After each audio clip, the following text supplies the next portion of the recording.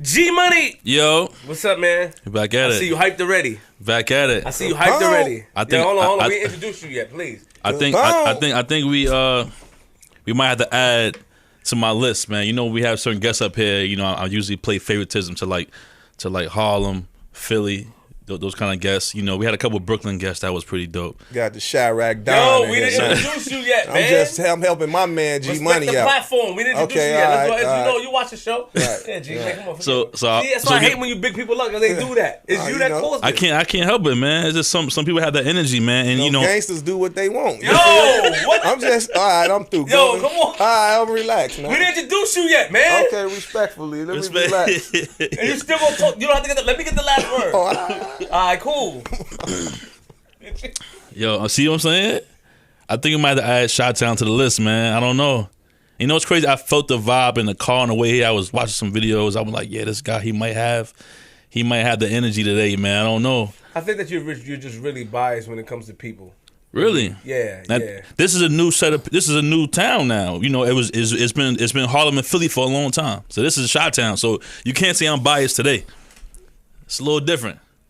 But when somebody comes at me, it's just when we were younger.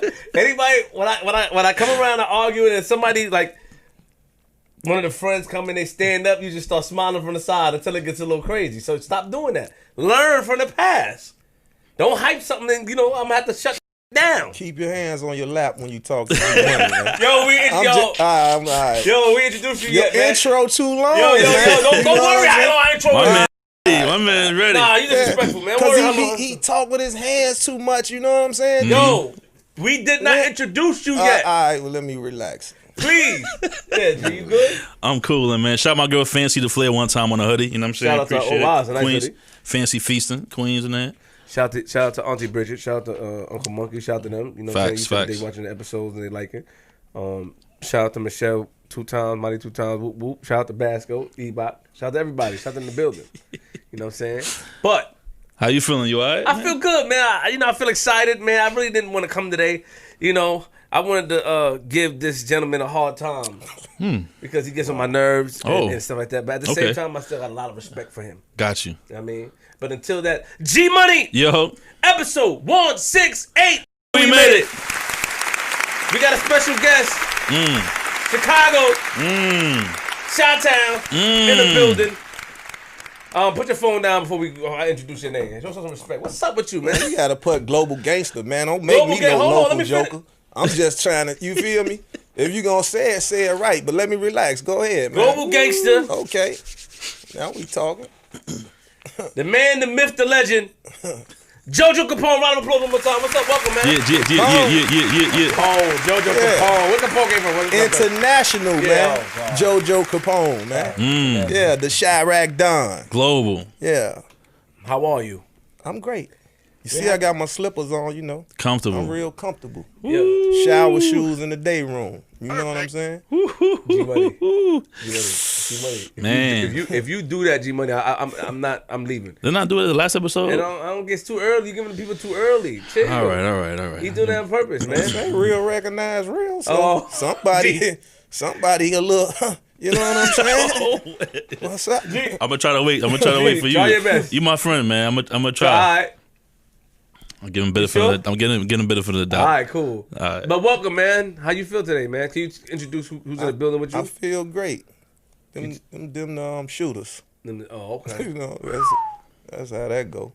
So so is that like some type of indirect threat? I'm confused. No. You said introduce them. I introduced them the shooters. Okay. You know? I ain't say they the wrestlers or you know what I'm saying. You know what I'm saying? Like it's a different type of time over here, all right, man. So salute, man. Well, welcome, man. G. But we got Mean Boy Scene and you know what I'm saying, Trust Laney in the building. Shout out to the brothers in the building, man. Yeah. Cool. Yeah, man, Trust Laney, man. I tried to give him a pound when I came in. He tried to brush his hand, and I kept my hand there, and I wasn't gonna move it neither. He was doing a flip on. Yeah, flip. he did a flip on. He did. He caught me good. He started laughing, but. I said that on the way here. And he cut his beard, so he was your evil genius twin over here. And I just noticed he cut his beard. Man, shout out to y'all, man. Thank you. Welcome to the show, man. So what brings you in town, man? I know you from the Chi-Town, Chirac. Yeah, but we gonna fix that because Lil Flip don't be recognizing. You know what I'm saying? Oh, you talking about the guy from Texas? How's he doing? I'm talking about the one from Queens Oh. that I'm allowing to say from Queens. He's not. He's not. He did no Lil Flip here. Long live Chaz. We gonna bring up. You know what I'm saying? Rest in peace, Chaz. I moved through Queens. You know what I'm saying? Hold on, slow down. I'm just saying. All that Lil Flip, get that out of here. Okay, unless you're talking about the guy in Texas. All right, Shout out to him. Game over. It's gonna be Lil Flip the second or Brose. You know, I'll take Brose. Ain't no Lil Flip. Okay. I'm your big homie now. Oh wow. Yeah, All right. Welcome. Ooh. Don't get me started. So you feeling? Yeah, I don't want to call no. Let's get to the show. I'm your big homie's big homie. Oh, see what it Hold on, so y'all, allow me to get filled in on y'all relationship because I don't know how you guys. You walked in here. You said you wanted to give him a hard time. So put me on. I'm a little out. I mean, just a kid, teenager. You know who JoJo Capone is, watching the DVDs and stuff. But how we became acquainted, online and we became acquainted, and he was a supporter of the platform, and I was familiar with who he was. He showed me love, and then from there it's just that real recognized real, and we just had a conversation. And then Mano and the different people, and then Okay. a lot of stuff going on the internet at that time, and he just wanted to put his 2 cents. I allowed him to do that. Okay. I allowed that. You Allowed, gotta keep the OGs young. These choice words. Okay. Yeah. And from there, we just built the rapport and the respect, and You gave him a hard time when your first. Not really. No, Okay. No, but I gave him a hard time anyway. But not really. I checked his temperature, man. And my What's up? my always lukewarm. Yeah, I peeped Always. that. It go anyway. It can go cold or hot.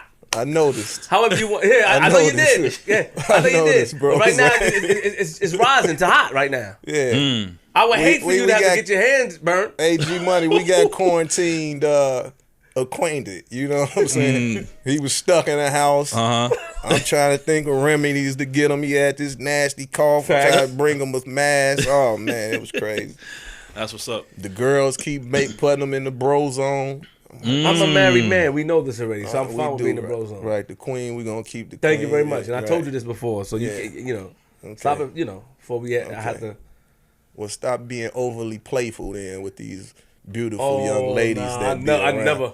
You indirectly, you're not a snitch, are you? Never. You don't believe in those things. I don't believe in those things. Of course not. So you indirectly exposing me? What if I was playing How? around? You on camera doing this? So what? This doesn't have nothing to do you with see you. the catch-22, G? These dudes get in front of these cameras, expose themselves, and then when you bring it to their attention, now you snitching on them. Damn. Boy, this generation here, man. You know what? The generation I'm from is that, it's something called MYOB. It's something that I live by. If it doesn't apply, let it fly. Mind your own business. I mean, something you could definitely relate to. Right. In due time, I got you. I'll teach you. As being your big homie, I'll teach you how to do it. Okay. Yeah, I thought you learned a little something from Star, man. You ain't learned from Star, huh? I learned a lot from Star. Okay. Yeah, shout out to Star, man. I did. Well, you should learn to not use certain words with certain individuals, man. I mean, Star tell you. Snap. I'm gonna keep it in the chain of command. Shout out to Star. Yeah, shout out to Star. Salute to Star. Man, yeah. All right, so for those who don't really know who Joe Capone is, JoJo Capone, give us a quick just a quick breakdown, and after that we're gonna get to some history and get to where you're from and all that type of stuff. Okay. It's kind of hard, like, to give a description of myself, because I am who I am. I can't really create nothing. People that know me, and they know how they know me. Gotcha. So born and raised in Chi-Town, or born in the Chi, raised in New York, L.A., Miami, Puerto Rico.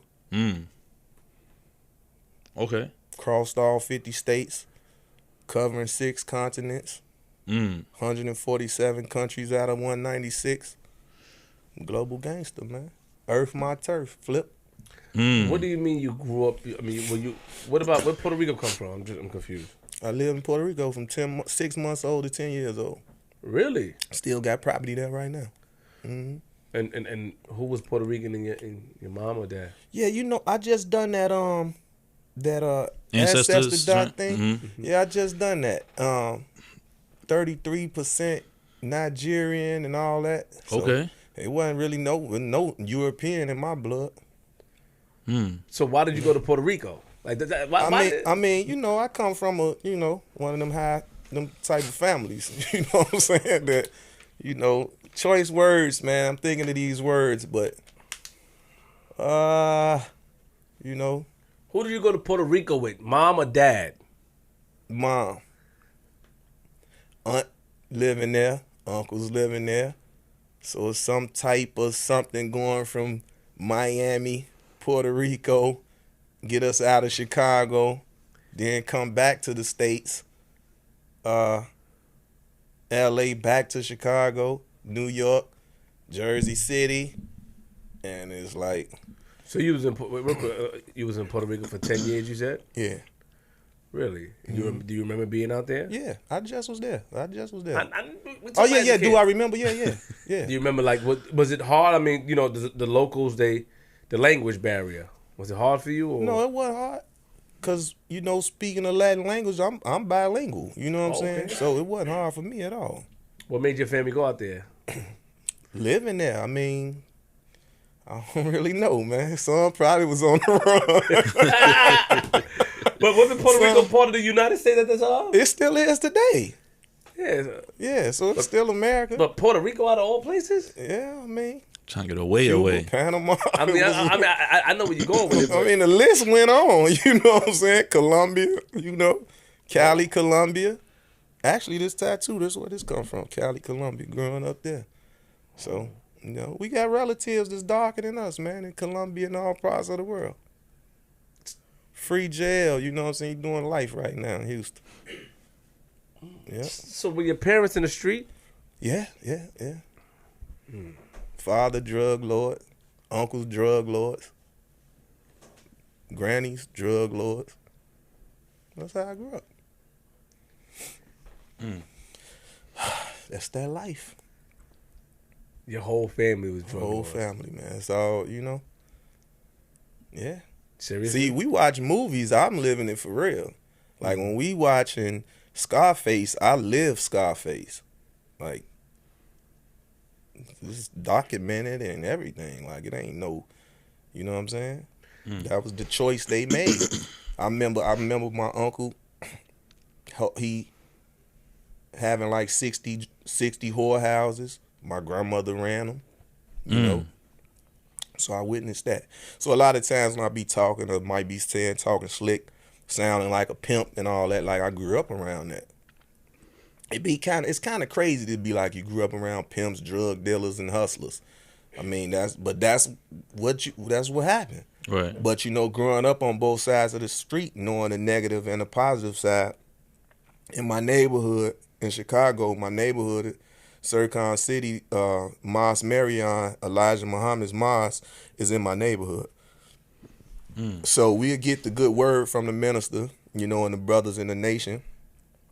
But now you gang affiliated, you know what I'm saying? You part of an organized crime. So you growing up under the influence of Larry Hoover and Jeff Ford, you know what I'm saying? So the elders of you, and you know your surroundings, you know who your surroundings is and your family, so you go with that without, you know what I'm saying?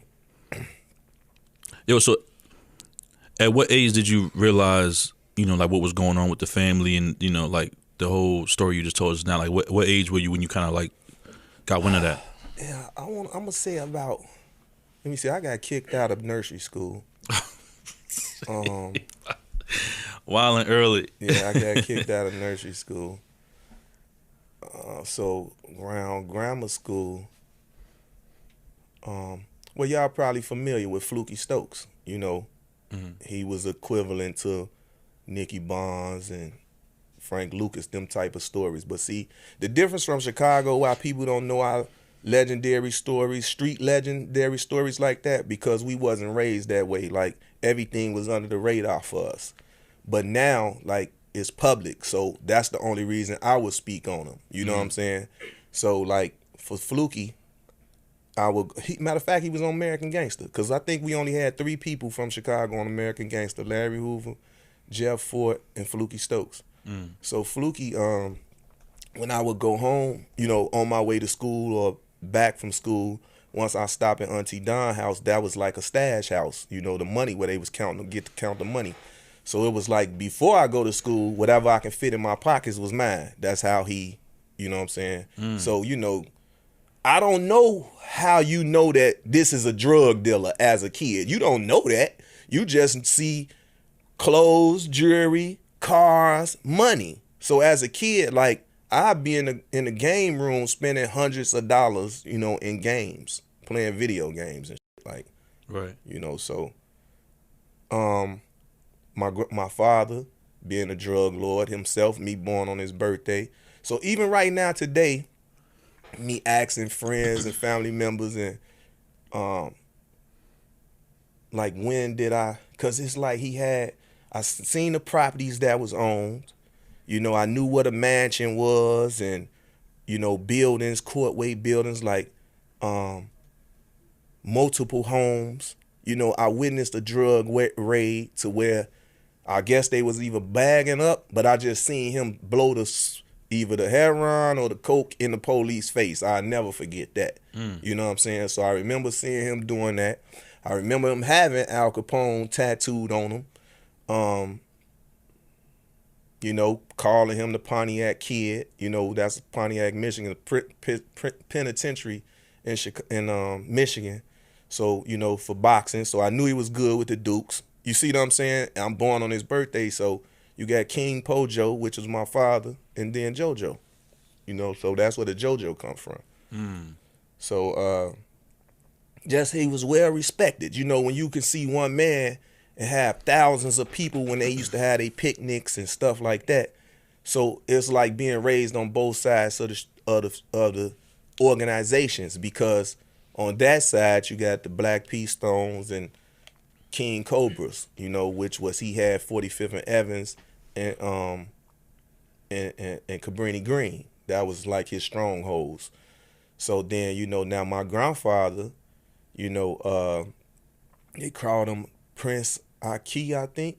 You know what I'm saying? But Wallace Brown was his name, you know what I'm saying? And he and Jeff Fort was first cousins. So that's my mother's biological father. But she didn't know him until she was 16, you know what I'm saying? Because he was doing 25 years in the penitentiary. So when he came home, like, he cuffed me like I was his own son, you know what I'm saying?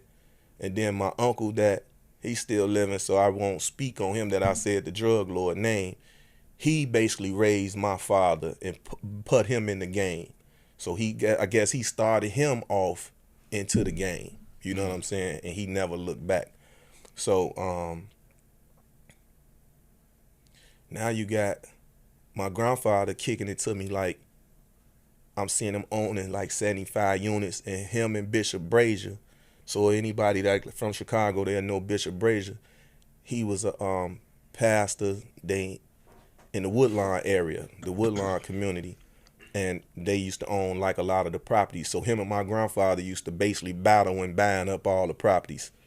So, that was a good twist for my grandfather coming out the penitentiary, buying up a bunch of properties, So my way of learning how to make money was coming to his properties and cleaning the buildings, because my cousins and them would be, they was hustling, but they in there fighting dogs and stuff like that. So the dead dogs or the dead cats that they was using, I would have to clean all that stuff up.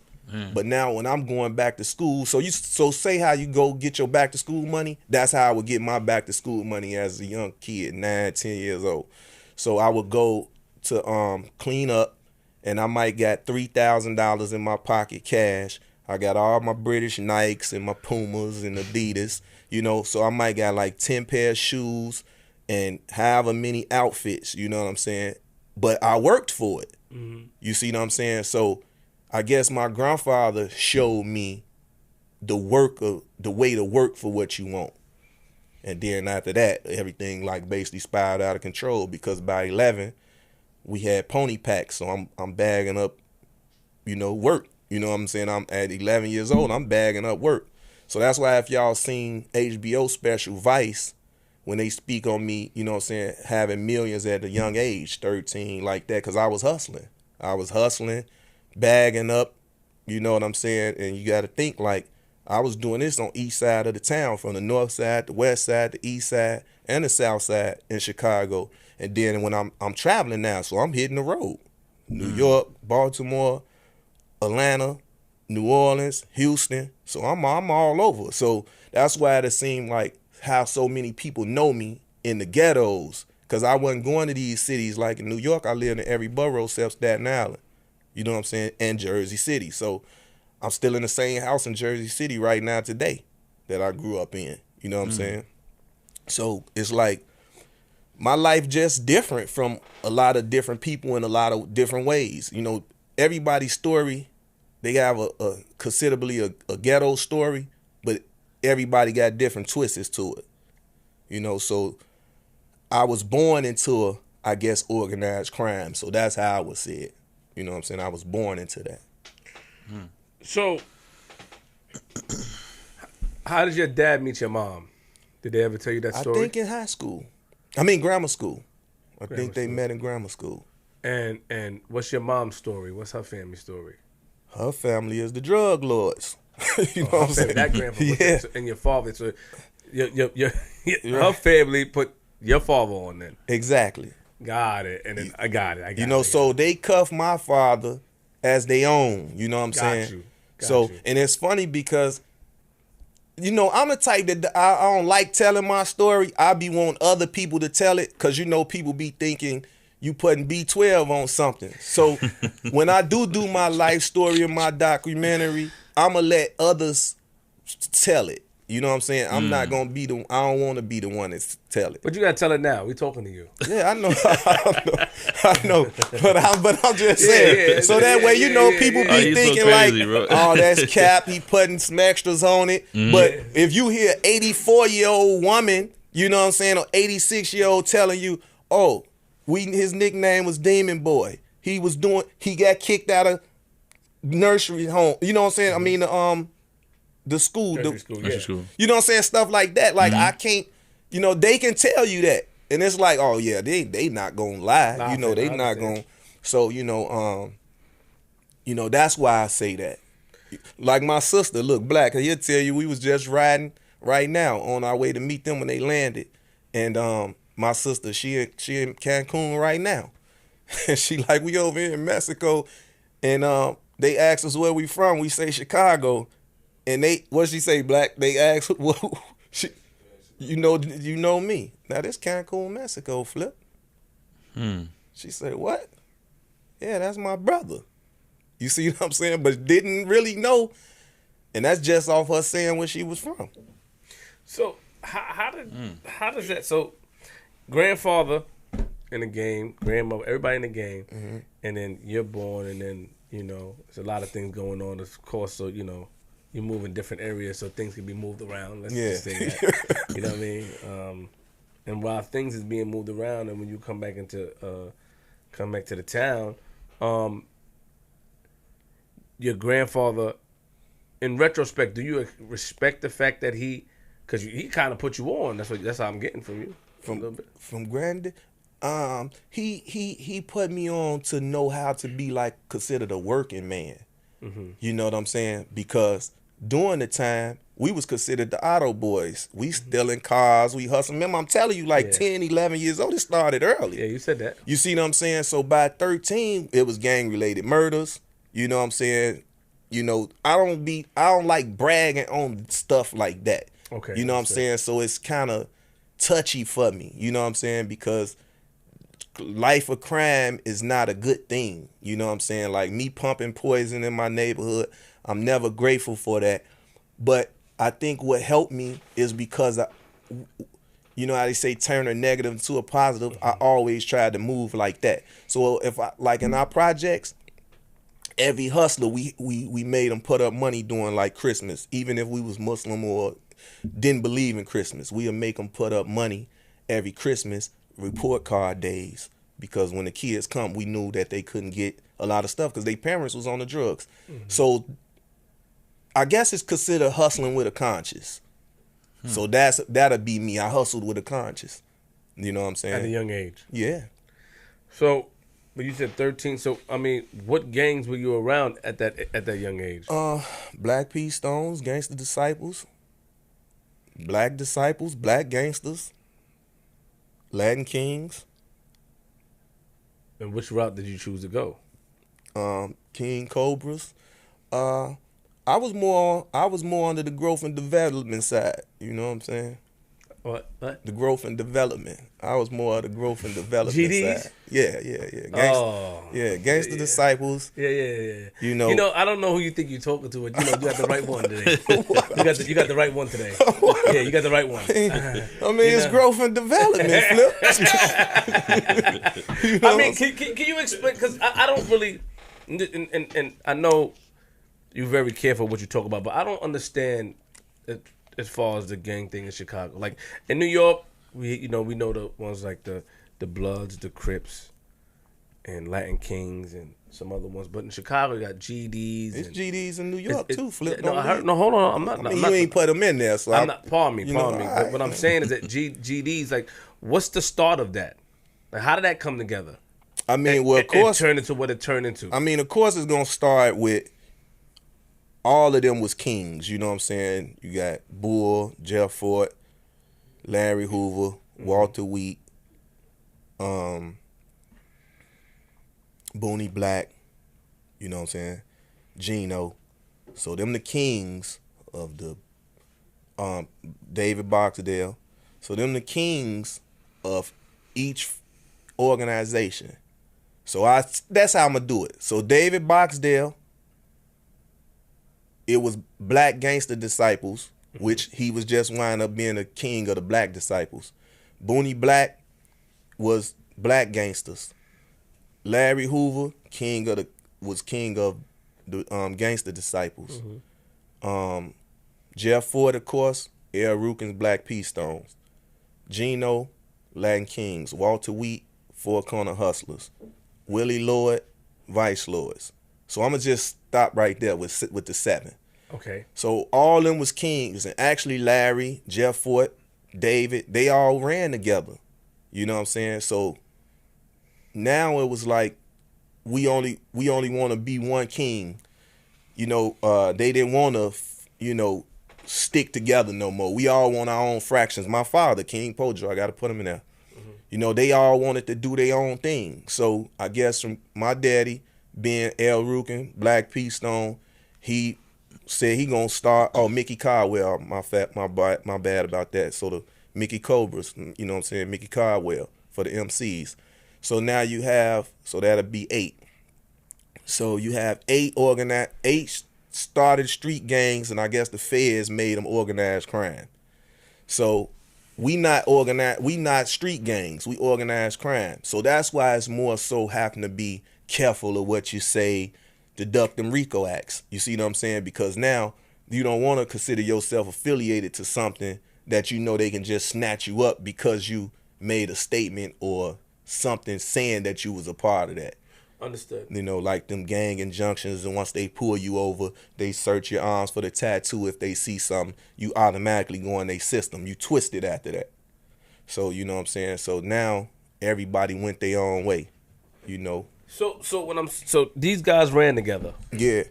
All 8 of them, or just a couple of them ran together? No, majority, all of them. For real, they knew it. So did they sort of get into an issue that it broken up? Because a lot of these, gangs today don't get along, yes? Yeah, and that wasn't the original way. You know how the Black Panthers was? All of them was the same way. Like, Jeff Fort was 19 years old when the federal government gave him $1 million. So this stuff is unheard of. You know what I'm saying? He was 19 years old when he went and got $1 million from the government to increase the peace throughout the neighborhood. Now, you got to think, this is the 50s and 60s. 50s, 60s, 70s, you know what I'm saying? He 19 years old doing this.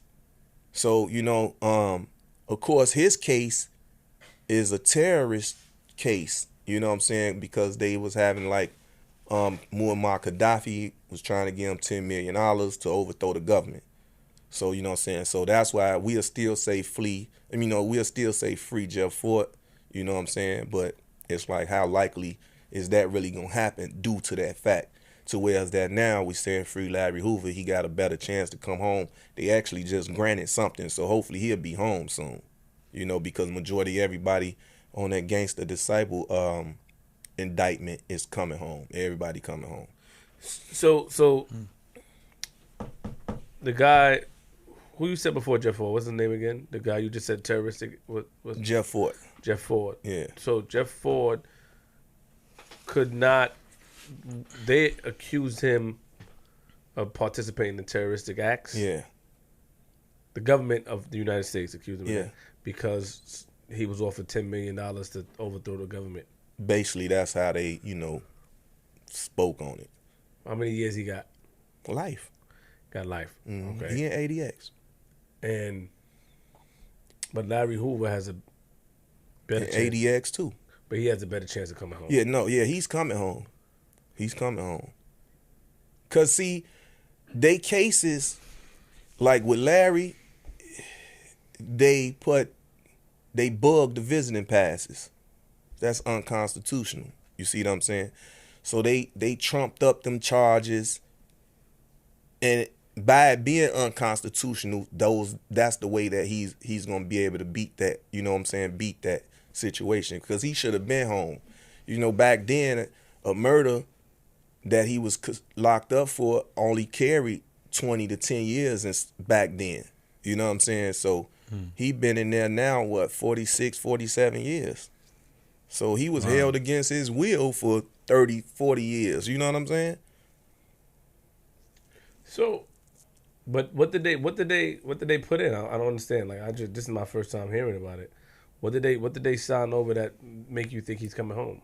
Which we want him to. Yeah, no, the attorney. You know what I'm saying? The attorney that's working on the cases. A lot of the brothers coming home. You know what I'm saying? Mm-hmm. Like, I got a brother that's locked up on that case too. I actually had two. One home now. He did 16 years off that case, and the other one doing life. So it's only like, out of however many if it was like 47 or 40 something on that case, all of them home except for like 4 now. You see what I'm saying? So, and that leaves Larry, Jimmy D, cause they just let out Bible, Lil Fool, and Bougie, Crusher home. You see what I'm saying? Mm-hmm. So they just let them out. So I think Pops. So it might be only right, Pops,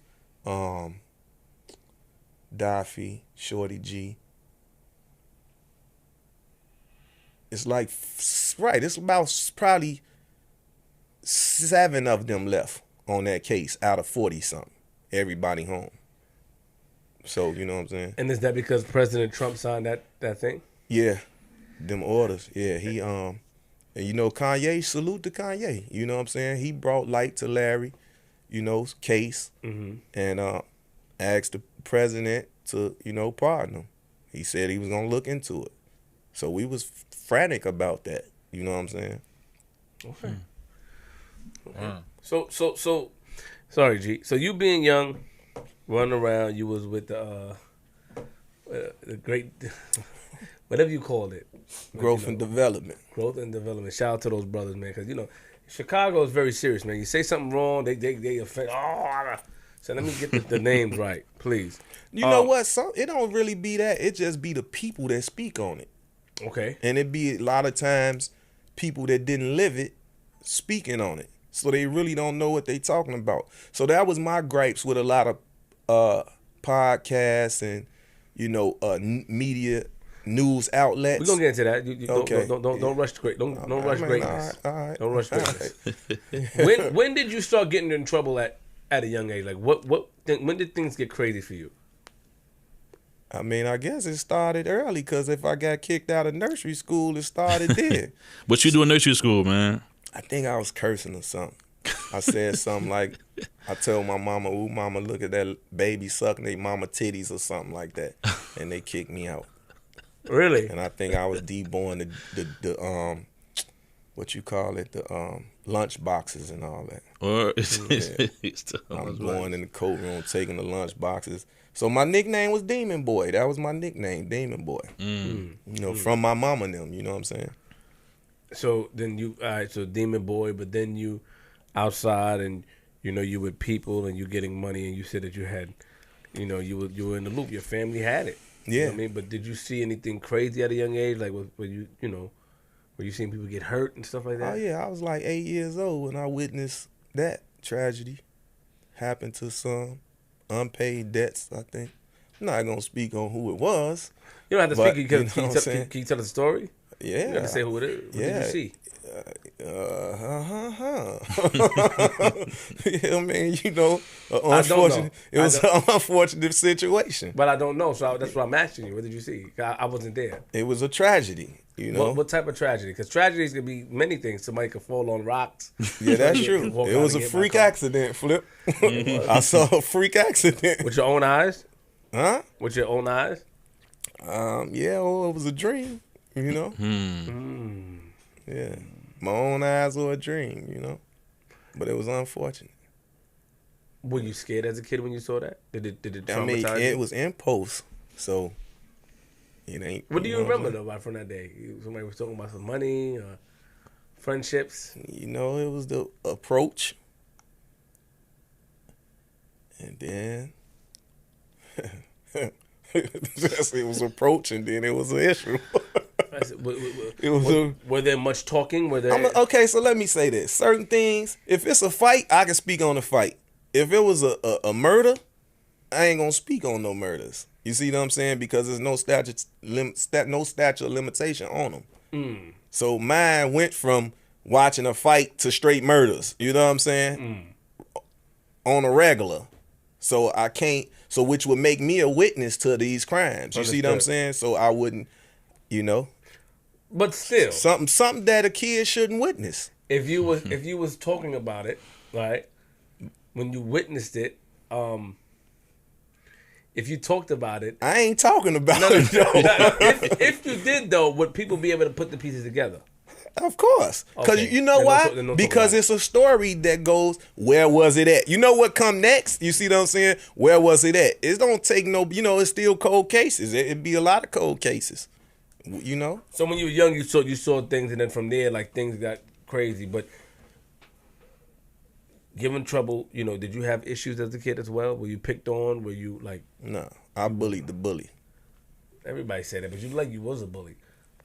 I'm a handsome young man, Flip. So that'll tell you. Growing up in the projects, I have a lot of scars on me. Permanent black eyes, you know what I'm saying? I ain't got none of that, brother. I got a lot of war wounds, you know what I'm saying? Knocking teeth out and, you know what I'm saying? Buckshots and... I really don't know what you're saying. I mean, I'm trying to. You imagine. got a vivid imagination, right? Yeah, well, you know, take your time with me. Pause. Okay, all right. You know, I really don't know. So when you move to a new neighborhood and you the new kid in the school, the bullies usually get a whiff that it's a new dude in school, that's right? a fact. And mainly if you the young, fly, handsome kid, the girls is on you.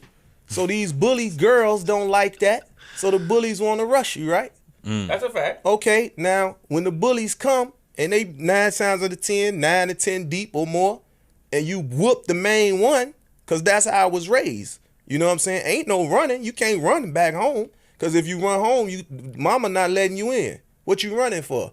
And before you come through the door, you got to say what you running for. They chasing me, something. You see what I'm saying? So if you running from a fight, she ain't letting you in. So, you know, I ain't no track star, man.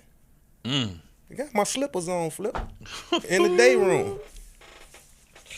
That's cold, man. I mean, you know. I'm gonna take my time though. I know you're gonna get a little upset, but it's just, there's no what's there. It's just sitting right here. It's just, you know what I'm saying? Chill out. It's cooking up right now. You going with this It's shit? cooking Hey, up. Flip, right now, today, in this society, right? It's the internet. It's all that. You do your Google searches, all that, right?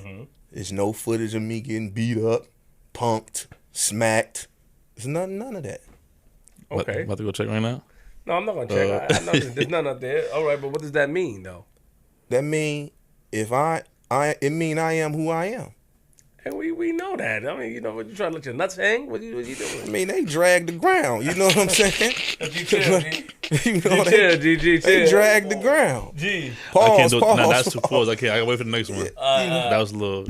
Next one, though. They dragged the ground. He said. Yeah, they dragged the I'll ground. wait for the next So, but all right. So then now, what was school like for you and stuff like that? Now, like when you got kicked out of elementary, but you went back to school eventually. Yeah, I got kicked out of nursery school, so I was able to go to grammar school, and then high school I was red flagged. I couldn't go to no Chicago public schools. I was red flagged. What does that mean? Meaning if you gang affiliated, you know, they ain't letting you in. You can't get in. So you know what I'm saying. So by that time I had to go to alternative school, you know, because I couldn't. And then it was court order, you know what I'm saying, that you got to go into a school because they wouldn't allow me even in a alternative school. You know, just like now, if a death or something happened in Chicago, they don't even want our funerals in the funeral homes. You see what I'm saying?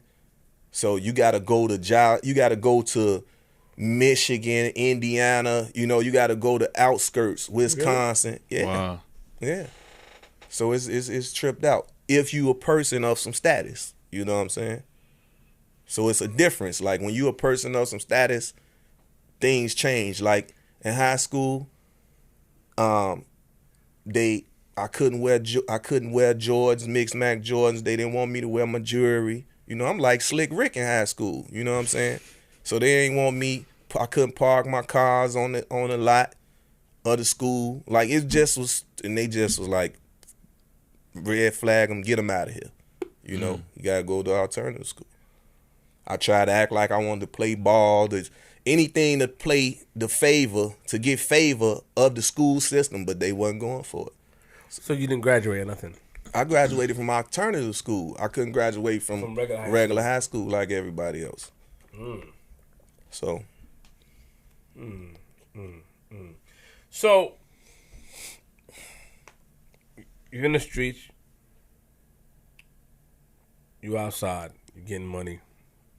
Family is who the family is. You're this guy that nobody is challenging for whatever reason. They knew better. And when you know better, you do better, right? Exactly. I mean, so you trying to say you never got challenged before? Everybody gets challenged in their life. I can't remember. Not one. Not one? Oh, I guess the challenge would be the bullies in the schools trying to get me in each school, if that's what you mean. You never got challenged as a grown man? Nobody never challenged you? It didn't end well anytime they tried to do it. You know, like it's been plenty of occasions to where it's that I had to be mindful. You know, shout out K Slay. I was coming to do an interview like this right now. Dude got stumped out. Something else happened, this and that. You know what I'm saying? So it's like, I don't bother nobody though. You see what I'm saying? Wait, Meaning like I'm not walking around messing with nobody, man. Yo, who got stomped out, bro? Man, you know, it was, what's the story? I don't know. Come on, what's the story? Who got stomped out? It's some funny stories too. Tell me the story. Shout out my man, Murder Mook. He came jumping off the couch like Superfly Snooker. What? Yeah, man. I got tunnel stories from the tunnel all the way wow. up, man. Talk about the one you was just talking To about. Cheetah, on up, man. Yeah, talk about that one you just talking about. You said that, you went to do an interview with K Slay and somebody got stomped out. Tell us what happened. He told me don't speak on it. I was apologizing to those that was hurt during the situation. And he, whoa, you know what I'm saying? So he cut me off on that. So I left it alone. I'm confused. Where your person get stomped out at? I left it alone, man. People got hurt. Flip. Where? They got hurt, Flip. Where did they get hurt at? Case is open, brother. I can't, you know what I'm saying? Nobody, not the cases. You can't use the cases open for every situation. I mean, you can't use the cases open. It can't I'm be solid. I don't do no ratting, but I can't say that for the next person. So if I speak on the situation, that's what you say can and will be used against you in the court of law. You do know that, right? I do know that. All right, now, so I would be a plum fool to sit here. You dig what I'm saying? And say, hey, this one got popped. This one got ran over. You know what I'm saying, Flip? This one got poked up. This one got kidnapped. Interesting. This one, miraculously fell off the roof. You know what I'm saying? It's this, you can't speak, stuff happened. Stumped out in Jimmy's Cafe. You know what I'm saying? Yeah, All right, so who got stumped out in Jimmy's Cafe? Rest in peace, Trail, man. Fat Trail, man. I don't know. I walked into that. I just seen something ruckus. You know what I'm saying? I aided and assisted the brother. That's all. You helped him? Yeah. Fat Trail, you helped him. Yeah. You're a very helpful guy. I'm seeing, man. I see a lot of, you know. So I think it's in me, G Money. You know. Very, very helpful guy, man. I see I a don't lot like of bullies, Flip. You know what I'm saying? Interesting. Hold on. Oh, give me a second. So, why did you say, I'm confused real quick. How many Fat Trails are there? It's the only one I know of. There's only one, right? Yeah.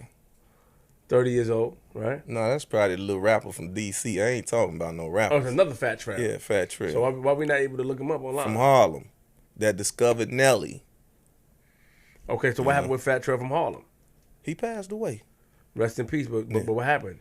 Like, I think I'm not sure if it was a guy that snitched on him or something in the joint. So I know he paroled out to my aunt's house. You know what I'm saying? Okay. So when we wind up going up to Jimmy's, I guess he saw the guy. And I just seen too much. You know how you be talking with your hands? Mm-hmm. And I couldn't, you know.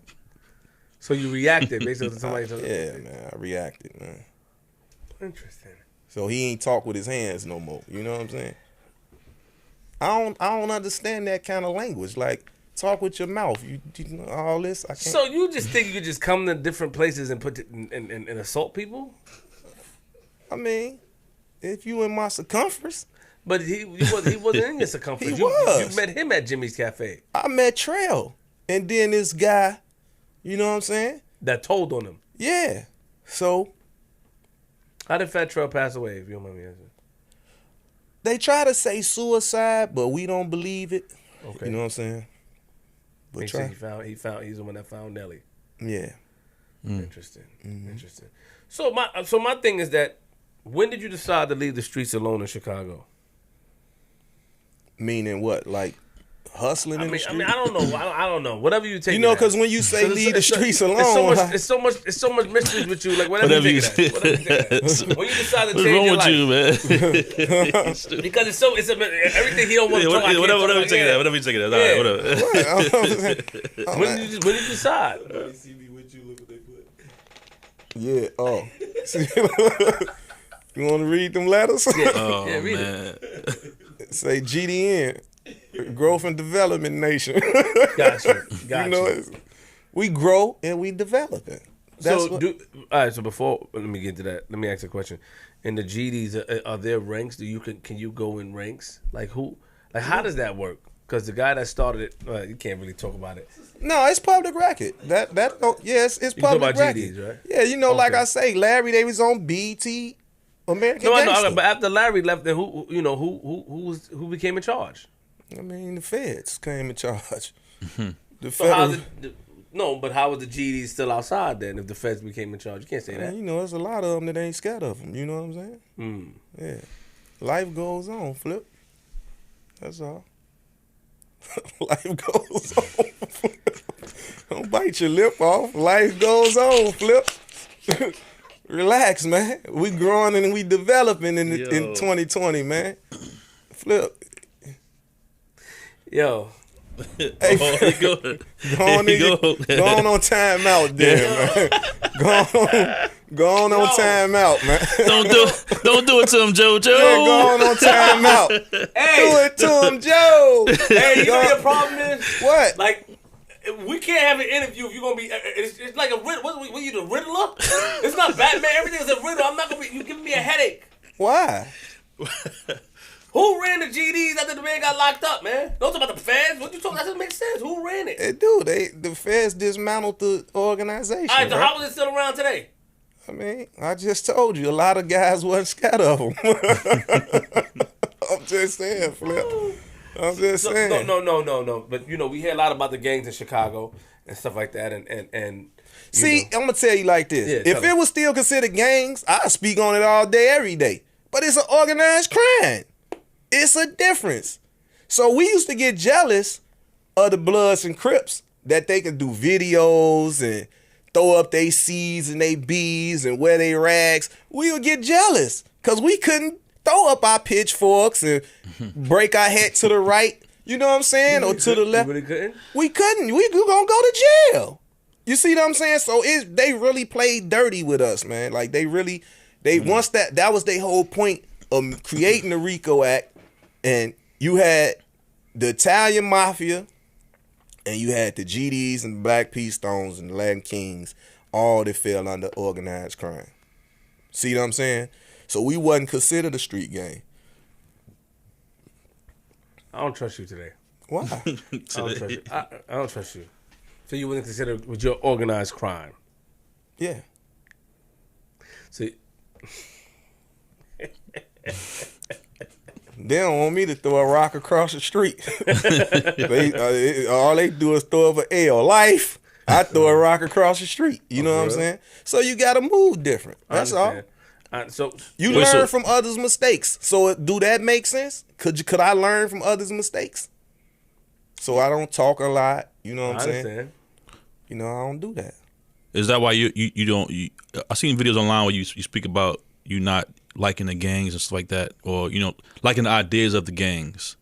Is that why? Because you guys didn't have the opportunity. The misrepresentation of the gangs, whether they street gangs or even the last of the guys of organized crime, due to the fact we have to learn, which is grow, and we have to develop. So the genocide, I'm totally against it. You know what I'm saying? Yes, I was the one applying pressure, doing genocide in the community, pumping the poison in the community, doing the shootings, the killings, the robbings. I was doing all that. So when I was able to, once again, see my father behind that wall, my grandfather behind that wall, uncles behind them walls, you supposed to learn from that, right? Mm-hmm. And cause what they all tell you, learn from my mistakes. Right. So it's my duty to tell the youth under me to learn from my mistakes. You see what I'm saying? Like, I'm not, if I'm a felon and my cousin not a felon, I'm telling him, look, go get your gun license while you ahead. You see what I'm saying? Because for me, they stopped me, they putting drugs. Like I'm so frantic, even though they not using them right now, but to have them cameras on the vest, I'm so frantic that they had that. You can just imagine what really was going on before them vests came into play. Mm-hmm. You know what I'm saying? And I fell victim to that. Like, the police being my district's most hated, and they coming and trying to put guns on me, shootouts with the undercovers and all that. And the only way knowing is because the badge fell after they ran off. But you thinking it's a stick-up guy coming with the hoodie on, or a rival creeping up. Dang. The return fire, they run off, you run up behind them, and it's a police badge on the ground. Like, I lived a different life, bro. Let me ask you a question. I heard you are extremely judgmental on NYC gangs. Why? That's what I heard. That's what was said. And I feel that, are you as judgmental on the gangs in Chicago? But it's no such thing as being judgmental. It's because I don't understand what they mean being judgmental. I know this. T. Rogers was sent from Chicago to California to start the Black P Stone branch. And I know that Tukey came up from New Orleans to California. They was baby cribs, then they went to the Crips. You know what I'm saying? And what's the other brother name? Raymond Lee Washington. Mm-hmm. You know what I'm saying? So whatever other street gangs or whatever that was there, this what I be thinking. I feel like, why people don't want to be Black Panthers no more? Why just go straight to street gangs? So that's what I disagree with. Don't come try to be no gangbanger when you can be somebody in the nation, a Muslim or Black Panther to help the people. Why you want to? Because if the gang not showing nothing positive, why you want to be around it? So I'm supposed to champion on something that's has a negative, impact on the culture? That don't make sense. You're not, but are you as critical as about the gangs in your own city? Of course. I tell them the same thing. Okay. You know what I'm saying? I go right in different neighborhoods of Vice Lords, GDs, BDs, Black Gangsters, Latin Kings. I don't care what neighborhood. I'm in the neighborhood. I understand. Telling them what I'm saying now. Stop. You know what I'm saying? Because the people you want to get or who you think your rival really ain't your rival for real. He only your rival because everybody want their lick back. So who gonna be the bigger person? That's why I continue to go on. Because even for me, if my brother get killed, there's nothing nobody can tell me. So when people be like, oh, y'all OGs fell in the shorties, we not fell in the shorties. But it's like hurt people. You have to understand that. True. You kill one of mine, it's eye for eye. Kill one of mine, I gotta kill one of yours. And it don't stop. Unless somebody be the bigger person. Because right now, it's not being critical to no gang. See, this is what it was. It was like, okay, if the gangs had some it was organized, but right now it's just wild, wild west. You know, the blind leading the blind. So, I'm going to tell my little cousins that's coming up, yeah, be a part of that. I don't love that person. I don't care for him. If I say, you know what I told my little cousins in Harlem, Bugsy, Teamsters, 149th and St. Nick? You know what I told them? Start your own gang if you're going to do something. That's what I told them. Be your own leader. Start your own gang. Wear a green bandana. You see what I'm saying? Don't follow nothing else to the extent where some not embracing you anyway. Even when they say, okay, East Coast, West Coast was at it, right? So you telling me I'm going to be a part of a West Coast gang that don't even like me. I don't get it. I don't understand that. Or if you in Memphis and you a GD, but the Chicago GDs don't honor y'all. You see what I'm saying? I'm going to be a part of that if I'm from Memphis. I don't want no parts of it. They don't publicly, they feeling like it's not from the roots. You know, it's not from the birthplace. So anything outside of the birthplace is considered watered down. Some going to tell you that and some not for their own better benefit. I'm just not one of them type of people. I'm not going to tell and embrace everybody all across the world that want to be GDs because I'm trying to put some dope in their neighborhood. You know what I'm saying? Or finesse them some kind of way by saying, by giving them the okay to be what I am. I'm just not that type of person. And as men and women, you have choices to make in life. So, you know what I'm saying? If you looking for me to okay you to being in the gang, you got the wrong person. I want you out the gang, away from the gang, because I know you're going to be dead or in jail or whatever else can happen to you. I know that already. And you're speaking based off experience. Off experience. Gangs you a part of, kill your brother, kill your mother, sell dope to your sister. Gangs you a part of, when you in jail, if you seem any bit of weak, you getting raped, you getting mistreated. So I'm supposed to tell you to be a part of this, what I know that can happen. It don't make sense. The weak link got to hold all the shanks in a cell. That ain't love for me, because if I get caught in this cell with all these shanks, I'm getting all the time. It's crazy. Like, you know what I'm saying? So, once again, if you know better, you'll do better. It's not hard. It's not rocket science. Why you can't? I want the kids and the youth now to understand it's cool to get a job. It's cool because some, you know, I get criticized for that. Oh, you telling the kids to get a job. You have to start somewhere, man. If you independent, you have to get startup money to invest into your independent company. Mm-hmm. So you work the job for however long, stack it up. Don't buy no jewelry, no cars, no clothes, no nothing. Use public transportation, stack the money up, and then invest into your independent company.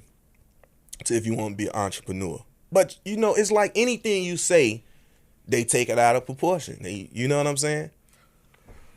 Do you try your best to reach out to artists in Chicago that's associated with these gangs and try to make peace? Yes.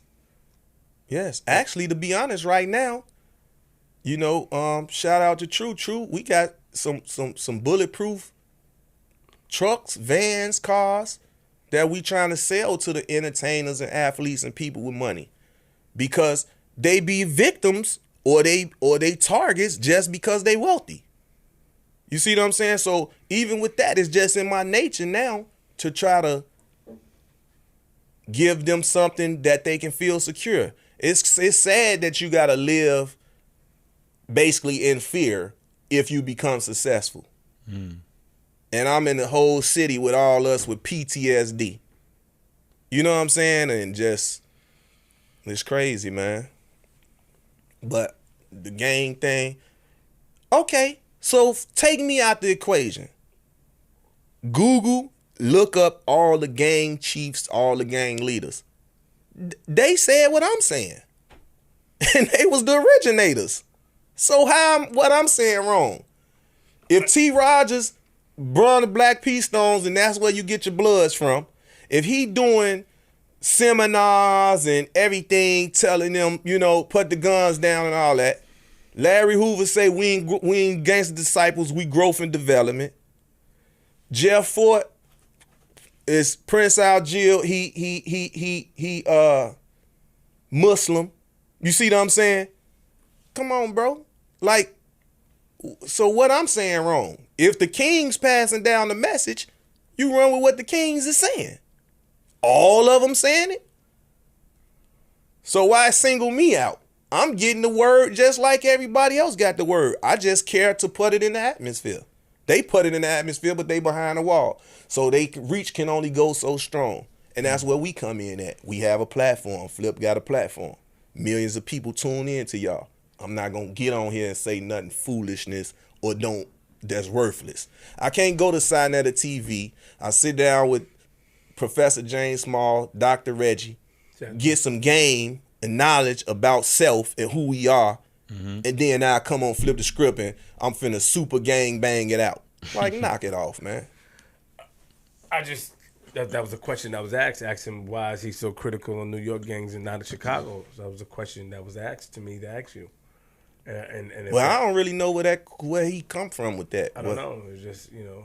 And, critical, like I'm critical on any gang, any organization. Do better. Teach your kids better.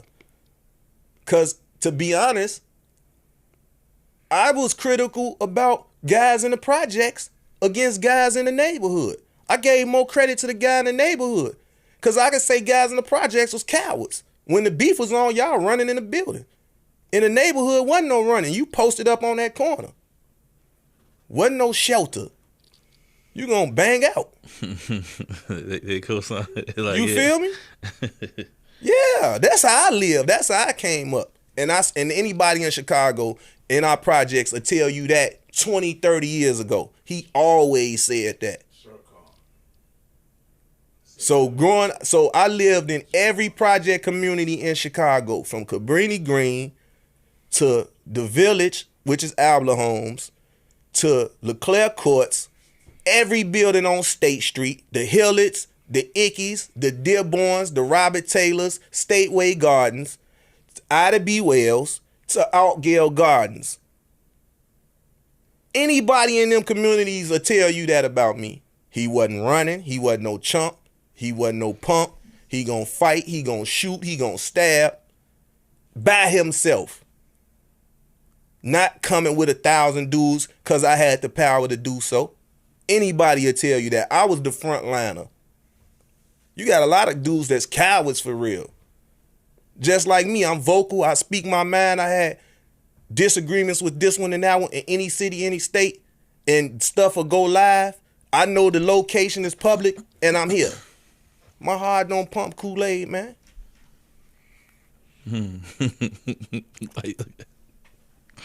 Wait, look at me for his time. No? All right, well, I'm on your side today. See, I'm being nice today, man. Nah, get out of here. He cool, man. Yo, G, what the heck, man? I mean, you know, it's He like, cool, what are we doing? Is we being honest? We putting B12 on it? I am who I am. You know what I'm saying? I can't make it up. I told y'all I'd be more comfortable with the people talking for me than me. So, real quick, because I definitely wanted to ask your opinion on the gang scene. But before we do that, I definitely want to know, how did you get into the music business? Rest in peace, my little cousin Cole Black. He, you know, I was running around Jack the Rapper's Freaknik and all that. And he was like, "Cuzzo, invest in me." I didn't really know what he meant or what he was saying, but he like, "Invest in me." You know, I rap. So I was like, "So what to do?" So he's like, "I got some talent shows and stuff coming up." So when I was going to the talent shows, he was winning all the talent shows and getting these little trophies and all that. So he sounded like 8 Ball and MJG to me. That's who he sound like. You know what I'm saying? So I was like, cool. I wound up coming to New York after you know, he talked to me about that. So I think I had a conversation with Puff one time. Puff say, start a label. So now I'm like, okay, I got to think of a name. So, you know, I used to use a slogan, act like it. You know, if Flip say, man, me and G Money got the, you know, the #1 podcast, I say act like it, meaning show me better than you can tell me. Right. That's you what know I what I'm believe saying? in. So you know what I'm saying? So now I go back, so I'm like, okay, I'm gonna start the label, the name gonna be Act Like It. I used to see Rello and C-Note in my projects, and I had to be Wells walking around with their headphones and notepads. And then Cole Black, like I say, he in Sircon City. So what I done was put Cole Black, Rello, and C-Note in a group and named them Mind, Body, and Soul. So that was my first group. I did a distribution because I already knew I was going to stay independent because that's what everybody was speaking on, independent, from Rap A Lot, Cash Money, No Limit, Suave House, and Death Row. So I'm seeing how they moving. So I'm like, okay, this the route that I want to go. So I came to New York. It was some brothers up here that owned their own distribution. So I did a deal with them. Actually, me and Juvenile, when Juvenile put out that Holly Grove with Skip and them, that album, that's the company. I think it was the Johnson Brothers or something like that. I can't think of their name, but it was some brothers that owned their own distribution. So I did the deal with them and got the features. I came back up here. We was in the Trump Tower playing poker, big money in the building, and we, you know, I playing it, Puff doing his Diddy Bop, so I know I got something. You know what I'm saying? Somebody tried to hate, and I remember Shine stepping up, like, man, don't touch the radio. Like, one of the artists was trying to hate and turn it down. I don't remember who it was, but I'll put him on blast if it come to my mind. I don't know if it was you, Mark Curry. I'm thinking. Somebody was hating, though, and tried to turn it down. Mark, my man, but somebody tried to turn it down, and Shine, like, man, get out of here. You know what I'm saying? And turned it back up. So I knew I had something from there. So we did a show in Philly and Baltimore. So now I started to do promotional shows. You know what I'm saying? Yeah, you get robbed in this game. You know what I'm saying? Like, Bert Padell was my accountant at the time. You know what I'm saying? So it was like, you had to give up a certain amount of money, you know, to get a check. You basically need a co-signer. You know what I'm saying? So we had Nelly, Lil' Kim, Mobb Deep, Eve, Benny Siegel and them. So I'm doing 2 shows in Philly and Baltimore with my partner O from Brooklyn. You know what I'm saying? Because O was doing it like 3 years, Major Figures. He was doing like this promoting thing 3 years before me. So he like, bro, I'm telling you. I'm like, listen, you from Brooklyn. So we got Baltimore. If you want to do Baltimore, we'll do one East Coast city and let's do a Midwest city. I'm in Minnesota. I'm in St. Louis. I'm like, Milwaukee. Let's do it like that. I'm telling you, I know this game. So we did Philly and Baltimore. Now, we basically, that was me getting my feet wet in the game of being a promoter. But that allowed my artists to perform in front of that crowd in the arena. So they first shows was straight in arena. So everything I done it big. You know what I'm saying? So to go back to that with Mind, Body, and Soul, I had Oprah Winfrey show, you know, the Harpo Studios come to my projects and I had to be Wells. It's never been done before. You know what I'm saying? So people seeing Harpo Studio trucks early in the morning setting up, they like Oprah coming through here, what's going on? Then they see the new BMW truck. I'm first one in the city. I pull up, park, standing out there. Now the crowd is there. We shooting a video. So shout out to Sam McQueen. He was the producer for the Oprah show. So he go to Oprah you know, and was telling her like, man, my man, I want to use the equipment to shoot his music videos. So, you know, she telling him like, you know, these $1 million lenses, but Sam like, it don't matter. He can afford to pay it if something go wrong. So, you know what I'm saying? Salute Sam McQueen. Thank you, Oprah. You know what I'm saying? For letting me use your equipment. And we shot Get That video and Who the Hottest. So the day of Get That, which was Rello and C-Note, that same night Rello got murdered. So the next day was the video for Who the Hottest. So people thought I was a rapper because I lip synced Rello verse in Who the Hottest video because it was features on it.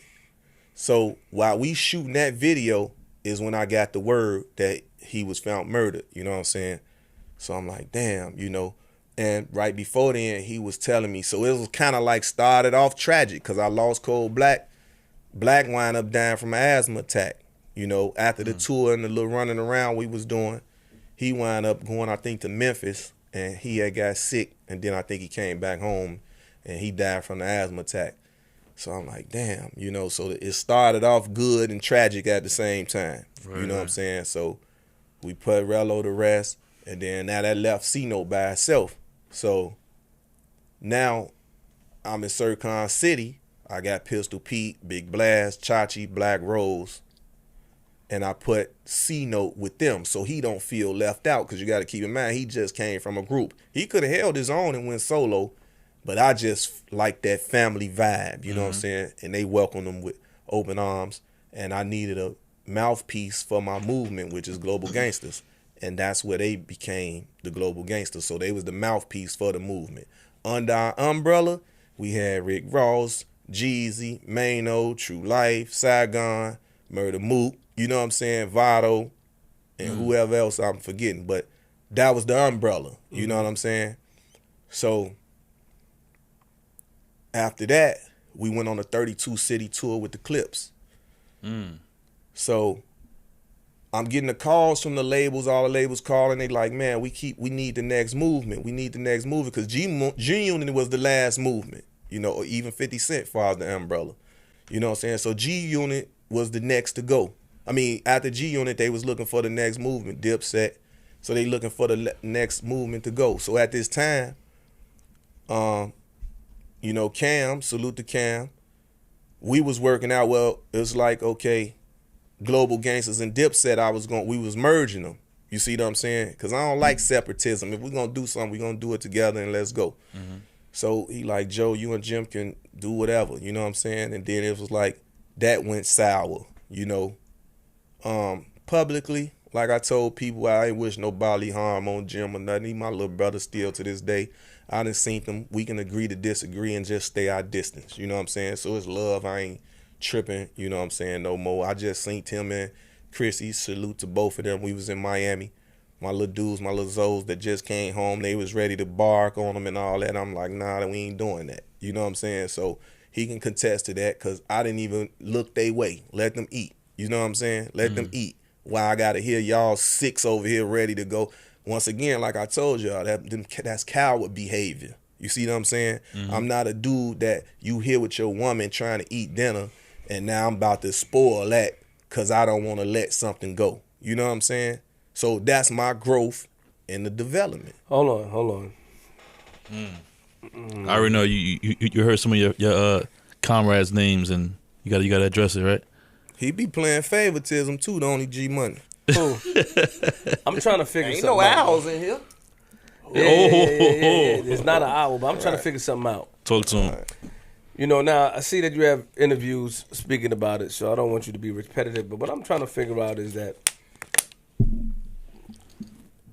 what was promised to you, Capo, Jim, or Cam, that, because you come from Chicago. You come from a place where there's a lot of tough things that go on outside. And I'm not saying anything. I mean, you come from it and you see a lot of things, so you should be able to roll with the punches. Right?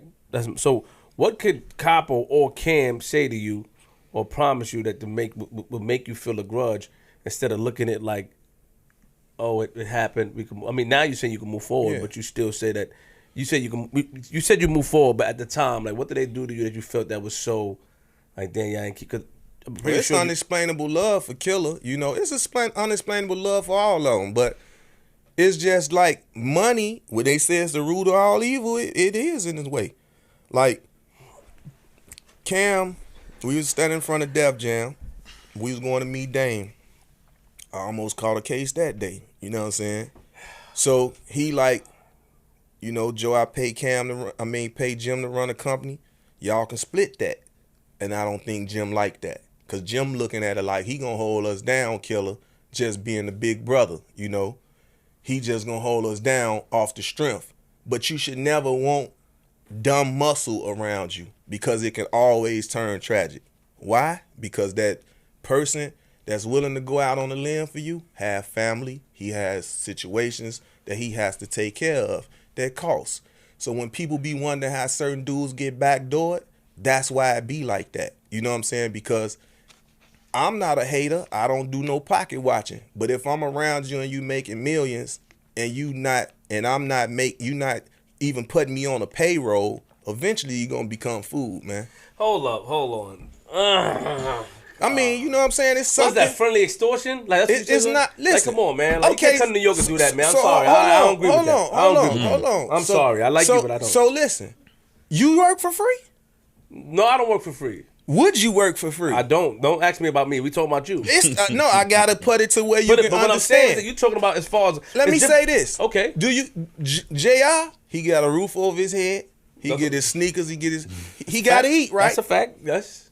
G Money, how you carry his crates, go all around the world with him. He paying for your room like you wifey. You know what I'm saying? He feed you. Y'all come from off the tour. You ain't got $2 in your pocket. Now wifey, she threatening you with divorce because you ain't helped pay no rent, no nothing for all this kicking that you just been doing. It's gonna cause some confusion and a problem. Now, G Money told you, hey, I'm about to get this deal from Def Jam. I'm gonna be able to pay you. Right? You get the deal from Def Jam, where your cut at? So now you supposed to be a punk and let G Money treat you like that? What are they paying you for, though? For whatever I'm gonna be doing. Nah. It's compensation. Hold on. Come on, Joe. You gotta be see. You see what you're doing? It's compensation. Compensation for what? Hanging out with them? No, Making sure they good in New York? Around the world. You got the world bigger than New York, right? It is. Issues been Remember happening. you said Def Jam in New York, so that's what I'm Yeah, picturing. that's Def Jam. Okay. But we talking about a business venture together. Jewel's home now. He'll tell you. OG, big bro, I want you to manage me. You know what I'm saying? All right, what's going on? You know what I'm saying? They shipped him 50,000. He was the hottest thing smoking. So he felt some kind of way about that. So now my thing is, okay, we having this conversation.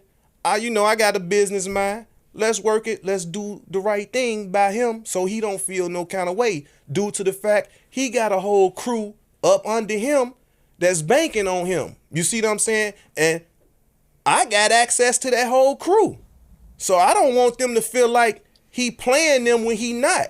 But the people, his peers, is not letting him eat the way he's supposed to eat. So my thing is just trying to fix the dysfunction of a family. Do that make sense? So, kind of, but it don't. So, See? No. You have to be more direct with me, brother. I'm sorry. So I'm trying to understand something. I'm really trying to understand something. First of all, how do you met Cam? Man, Killer take been your time. around forever. You Like, know how what I'm you saying? met him? I'm not about him being around. I'm trying to think. Take your time.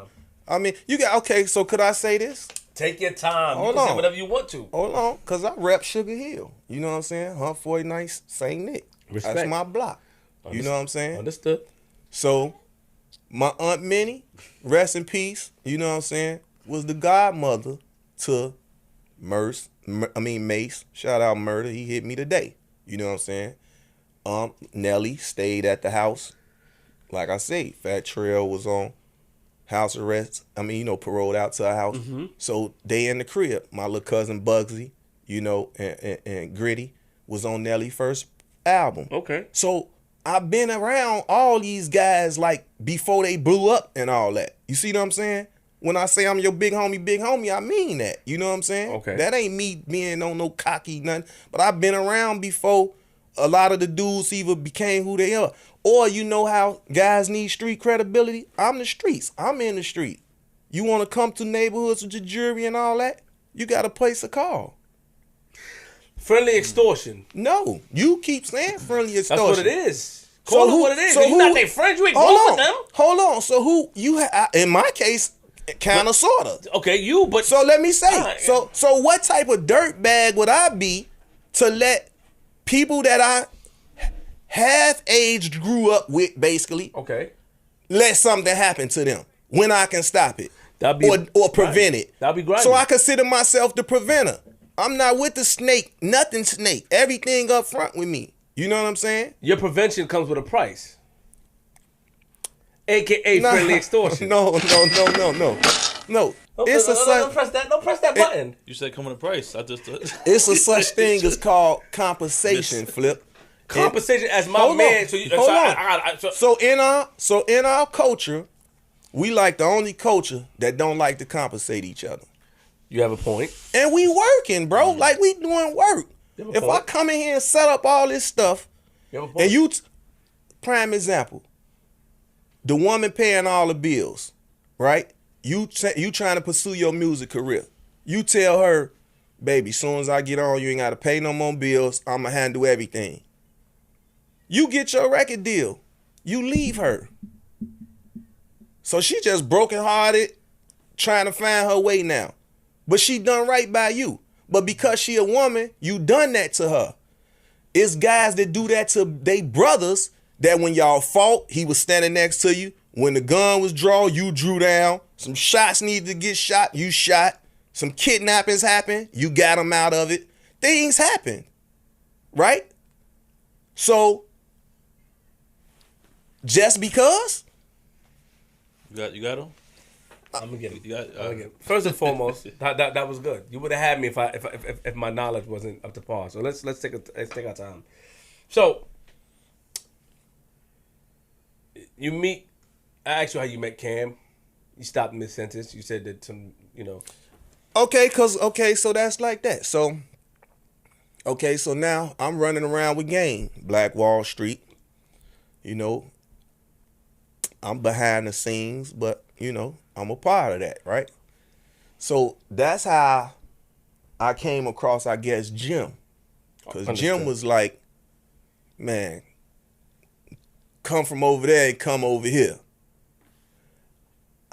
So I don't want to say as if like he was dissing that situation.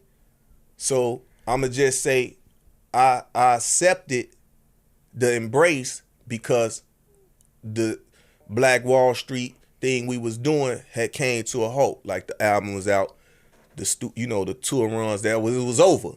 So it was like if I was a security, that tour was over, so I was open. You see what I'm saying? So now I took the initiative to say, okay, cool, I rock with the Dips. That ain't nothing for me. You know what I'm saying? I rock with the Dips. Do you have an LLC for your security company? Just yes. Yes, Global G Security. Huh? Global G Security. I didn't see it.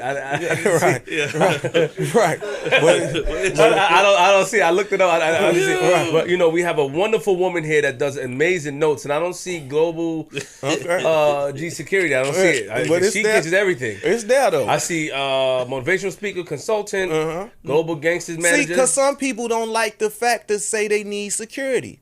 That's why I just offer right now armored vehicles.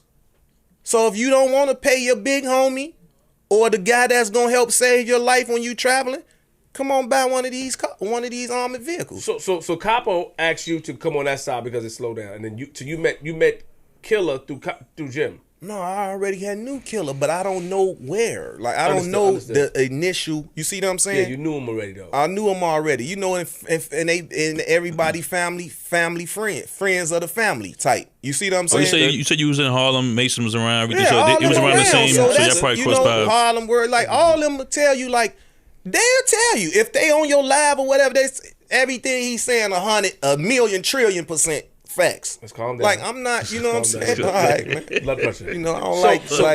My thing is that you make, so how long did you were you in this, because that you knew Cam but you didn't really know Jim. Right, I ain't know Jim. Okay, I met Jim, I guess, through the situation with Game. I think they probably was doing they shot the video Certified Gangster and got all it. that. So at that time, you know what I'm saying, I was helping Smack. You know what I'm saying? Like, I'm the one that got all the signed artists on Smack DVD. Like, that was my job. You know what I'm saying? That's what I done. So if you notice every Smack DVD, we the only people not from New York on Smack DVDs. Every issue that came out. You see what I'm saying? So I didn't go my separate way until Smack started the URL situation. And I started the Chicago version. So I gave that same platform to artists in the Midwest and beyond. Because, of course, Smack being from Queens, New York, we gave that was an outlet for independent artists on the East Coast. We're gonna get to Smack because I don't like what you just said. All right. You know, we're gonna get to Smack. Let's take our time. So you go over there, and how long were you hanging out with them until Cam said what he said in front of Def Jam? I don't know. And I know It wasn't a long time, was it? it was a time, but then I know after that, him and Jim went their own way. Which is why I say, because Cam was trying to do the rightful thing. Joe, all you done for us and held us down. I paid Jim to run the company. Y'all can split that. Only thing I can think of is Jim didn't like that. Because he know I'm coming for my cut. You see what I'm saying? And it's rightfully mine. Slow down. I don't want my little brother to have to take care of me. Give me mine, man. Let's You feel me? You're speeding. I think the train is going 100. Let's bring it back to 70. Because you just tried to divert what I asked you. What? I asked you, how long were you around them before Killer said that? It probably wasn't a long time. What, a month? No, it's more than a month. 2 months? It was more than a month, and it was more than however many situations that transpired. How much situations did you help them So in? it's no. But So let me say this: it was no money amount that can be paid for what I done for them. So let's say that. So I love Cam unconditionally for him acknowledging the fact of being willing to compensate me for my duties. I love him to eternity for that. Shout out to Killer. And I will always, if you go back to when the friction started, to where green light friction with me and Jim and all that, I always kept my word on that. That nothing but unexplainable love for Cam and Jewels. And I didn't wish bodily harm on Jim, but stuff happened. You know what I'm saying? So you're giving me a hold on. So Yo, you know, so okay, Jim, me, him, and Snags. We three peas in the pot. We finna go over here to Koch. Alan Grumblatt finna drop this bag, Joe. We getting Ferraris and all this. And then I'm gonna tell him on here, Jim, I still want my Ferrari. Keep your word. We can agree to disagree. You can ship my Ferrari to me. Don't mess with the brakes or nothing. I'm gonna have it checked out. First of all, don't slow down, because I ain't gonna allow you to ring around the rosy the stories with me, because that's what you're doing. I got my slippers on. I'm comfortable. You're extremely comfortable, but it doesn't mean that you're not talking in circles. I ain't talking in circles. Now, what I mean is that your story stays the same, but you're not explaining to me as a person from the outside, which you don't have to. Because in certain situations, I can't speak for why Jim. So let me say what this. What did you do it for them? It seemed like any business situation was getting sabotaged. What did you do for them, though, Joe? What did you do for them? What did you feel like? I did this for y'all. That's not too crazy. That y'all banned from Cali. Now you can come to Cali. Situation happened at the Rucker. We'll get you out the situations at the Rucker. You got him out that situation at the Rucker Park in New York. Wait, what? You talking about the Junior Mafia situation? I mean, listen, man. I'm asking you. Listen, brother. So how'd you go get? Okay. So now, and I respect you. But now I'm gonna keep it 100. If we gonna go to the DVD era, I would have wanted it to be me, Saigon, True Life on this couch, because we was the three henchmen. You know what I'm saying? Couldn't nothing cross us. And Saigon said right here, any artist, we just was testing them. You know what I'm saying? Mm-hmm. So in that situation, that was my situation. You see what I'm saying? With the whole Dipset. All that friction where True had the situation with Cam that I didn't want to happen, but if it's a green light, it's a green light, and that's just how we move. So I apologize for that situation to Cam. You know what I'm saying? But True only know how to ride for his brother, ride for his cousin, how he know his brother, his cousin gonna ride for him. Same with Sai. You see what I'm saying? So ain't no way around that. When the green light is go, it's go. You see me? So the neighborhoods get involved. You know what I'm saying? To where Jewels was trying to shoot a video on the Lower East Side. The car get kicked. Jim get, See, this what I don't like. Because now when you got to tell a story, you feel me? You going to speak on the incidents that happened. And if I'm saying putting water on the fire, it's gonna make it seem like I'm going in on them. You see what I'm saying? Because you got to tell a story. So long. Don't tell it if you feel like it's going. If I don't want you to incite that, because that's not the point of it. That's the point that I'm making. You know what I'm saying? Because if I tell a story how I'm gonna tell it, it was all public knowledge. Once again, you see what I'm saying? So Jim and True Life situation derived from you? Yeah. That was my situation. So you mad at Capo? Let me just get this straight. Let me catch up myself and the people. You mad at Jim because Cam was outside and said y'all gonna split that, and then you didn't hear from him. Exactly. After that, he went. Man, let me tell you, me and Jim had the same number. Last number digit was low. The difference. I know. Every number, 6 numbers, the 7th number different. We bleeping and chirping.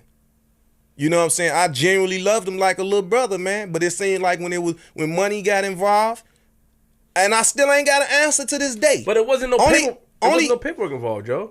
Not yet. Because how's gonna be some paperwork if you sabotaging it? It can't be none. You see what I'm saying? So when my phone go off, you feel me? The phones went off because we had a plug with Nextel. But you gotta realize I already had the plug with Nextel through Game. You see what I'm saying? With D-Mac, we already had the girl at Nextel. Right? Boost Mobile? The Boost Mobile been out a minute. Right now, that was Nextel. So it was either Nextel or Boost Mobile, the lady that ran that. And we all had free phones. You know what I'm saying? So it wasn't no free phone situation. It's just when the phone went off, we supposed to have a TV deal going on. Where we was driving exotic cars to all these big fancy mansions. It was girls and cooking, and we were supposed to do that. Then on the flip side, now we got what Cam saying, merge the company. So I'm going to bring Global Gangsters Dipset together. We're going to start working together and do this and that. True was actually the one that was telling Jim, listen, you know what I'm saying? I don't like that gang banging you doing this New York. You wearing these Shirley Temple curls. We ain't feeling that. You know what I'm saying? So he told him that to his face, and Jim was just like, Joey bugging, but that's how he felt. Mm-hmm. He felt like we New York, we trendsetters. I'm not no follower. So I can't get mad at True because of how he feel. But he can't tell a grown man what to do. We're not living in the 40s. What's wrong with you? He's not telling him what to do. He just telling him he dislike it. But what does that? Why would he think that's? Why would he do that? Because he probably feel like Jim. Y'all Dipset. Keep it Dipset. Why you want to intertwine the gang banging and this and that? And then the dude that blood you in was a rat. You know what I'm saying? It was a lot of funny business going on. And we intertwining with you So it can't make us look crazy. You see what I'm saying? We ain't with that. Does that make it right though? If that's like somebody coming to you and telling you something, does that make it okay? He voicing his opinion. I mean, but his opinion is his opinion. But don't you think that how was he voicing it? Why would it be okay to voice that opinion to a man that can do what he wants to do? Because Flip, you keep forgetting that umbrella. That global gangster umbrella is a real umbrella. No, I heard. So all us under that umbrella. Ain't no big eyes and little U's under this umbrella. We move as a team and we move as a unit. So I once again have to salute Cam again because he did try to do right by me. You see what I'm saying? But by that time, True had already caught up with him in that situation. You see what I'm saying? So I'm like, damn, you know, I don't want that. So then Jewels and Jim tried to shoot a video on the Lower East Side. Not in our neighborhood, boy, y'all tripping. So now you ran up out of there. You know what I'm saying? And it was a joke at the time. What's that video game where you punch them and the rings come out? You know what I'm saying? Sonic the Hedgehog. That's what we was calling Jim at the time. And I done a video like this and showed his ring on my pinky ring for my birthday. So you know what I'm saying? So at the end of the day, it was like, I think it turned into, you want to play with me, you know what I'm saying, and take my kindness for weakness, or don't give me the same love I give you, so you going to get embarrassed from this point. You wrong. So you wrong, no, bro. So that's how all that went. You wrong, bro. Why? You wrong. Why? I'm sorry, you're wrong. For what? Because first and foremost, because... No, they my guys. They my little brothers. So who gonna be more wrong? No, hold on. This is my opinion though. They all my guys. Jim. I knew Jim for a long time since I was a kid. But that's not the point. You're wrong because a deal didn't go through. Jim disappeared, and you guys and you supposed to be preaching positivity. I don't know if you was back then, but that's how I look at you now. And the fact that you still looking for an answer, you're supposed to preach positivity.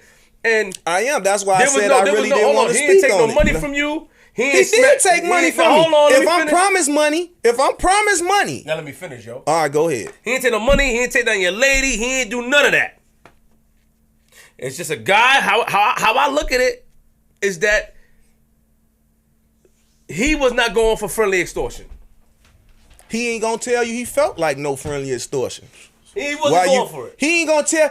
How he gonna, if he my little brother, how he gonna be extorted by his brother? He not extorted by you. This ain't Cain and Abel. That's true. That's true. Because it could have been Cain and Abel. Got you. It could have been. There you go.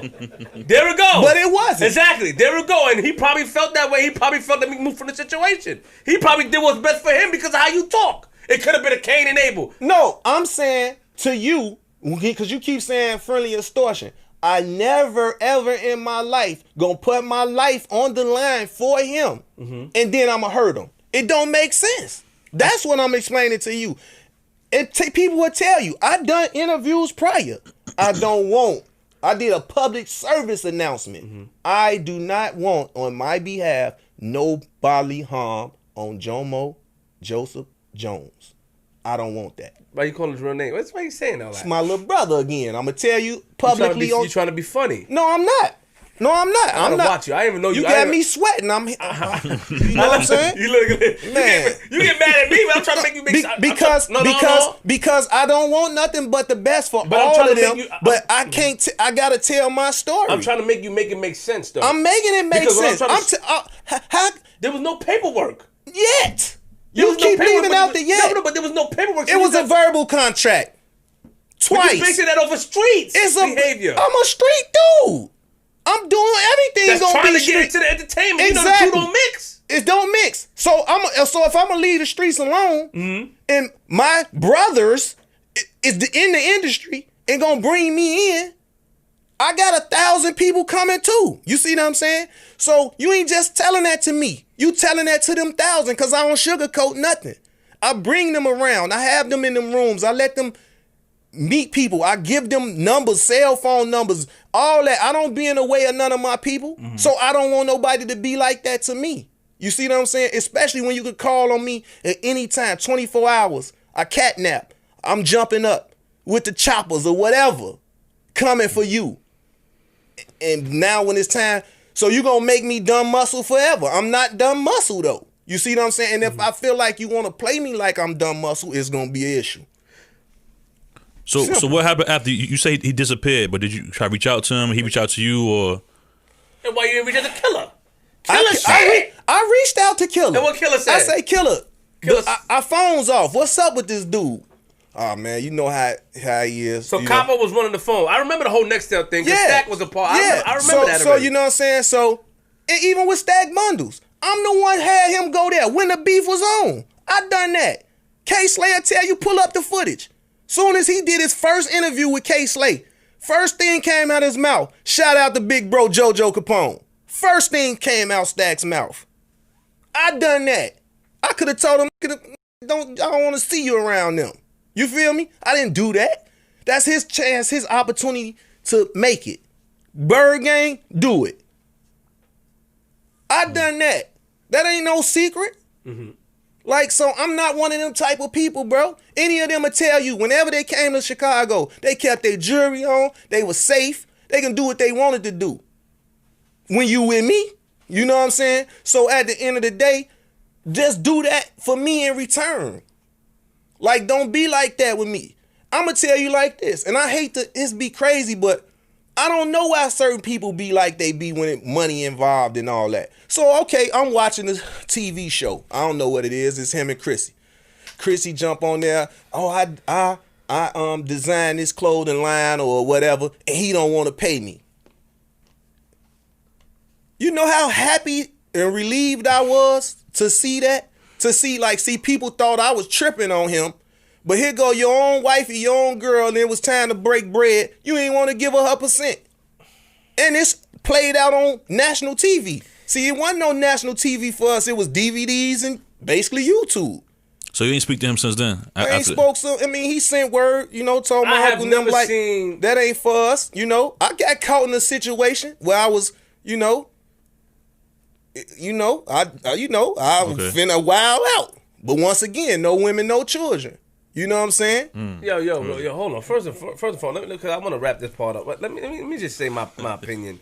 Because I definitely, first and foremost, everybody I ain't never speaking on this stuff no more. Because I was all out my body on this situation. Because I felt played. You know what I'm saying? Mm-hmm. Jumping out with 100 shot in the front of a club, ready to do some evil, Cain and Abel. Because I felt played with playing with my intelligence. You know what I'm saying? Or my ego or my pride. He's not responsible for how you take it. He's not responsible for your ego and pride. That's on you. You don't do your brother wrong. I don't do you wrong. The word brother is used loosely. And we didn't do that. We didn't. The word brother used loosely, and you know that. The word brother used loosely, but not when I've been and stayed in Miss Nancy's house. It don't. See, I ain't one of the homies from around. I've been in your mama house. You know what I'm saying? I called a little cold. Miss Nancy, the one got me back, right? You see what I'm saying? Respect. I'm forever loved, but your brother's gonna agree to disagree. You know what I'm saying? And if it gotta be spoke on here, cool. I still wanna know what happened. You see what I'm saying? What happened? Because I don't hate him. I don't hate him. And I just gave y'all instances to show you I don't hate him. So it's nothing bitter. You see what I'm saying? So, I just don't understand why stuff like that happened. And when Cam when he went live and broke the internet, you see what he said? I'm the only person he spoke on in his whole thing. He said, I got caught up in a situation over Jim that ain't even had nothing to do with me. This was something with JoJo Capone in Chicago. Cam said that. That's on. Go Google that. So he saw that. All right. Well, stop acting like you don't know what's going on. No. See how he do? He know this information, G Money, and now he want to make me. I'm Demon Boy. I'ma forever be Demon Boy. But I'm a good dude too, though. I ain't just. I ain't saying you a bad dude. No. I'm not the snake. I don't figure. If we got a problem, I'm gonna let you know we got a problem. I am the dude that's gonna say, "Oh, you don't got your ratchet? I got two anyway. Here go one." Turn our backs, take the 3 steps and spin around, may the best man win. That's JoJo Capone. JoJo Capone ain't the dude that's gonna sneak in the bushes and catch you with your pants down. No, I want you to know when I'm coming, you gonna feel his wrath. Do you understand my opinion though? What's your opinion? You don't want to hear my opinion. I Do do. you understand? Do you understand my opinion? We talking about facts and clarity. I'm clear. Facts don't have feelings, like what's his name, man said, right? Yeah, exactly. Facts don't have feelings. So we're not presenting this from feelings, but what I'm saying is that You are. you think so. You did. You spent around and got on timeout. Yes, you had a whole tantrum over there. I'm trying to get you to understand something, though. I'm trying to get you to understand that you said you did a lot, and I get it. So because he my little brother, let him mistreat me and do me any no, kind of way? I don't think he mistreated you. Wow. Cam said something, it didn't go through. So you don't think it was a breach of contract? There was no contract. Because there's no contract. But he's saying verbal. Because what I'm saying is this. I'm on the outside looking at it, but what I'm saying is this. It was a promise to made. Regardless of what happened, you gotta pay that. That's the street code.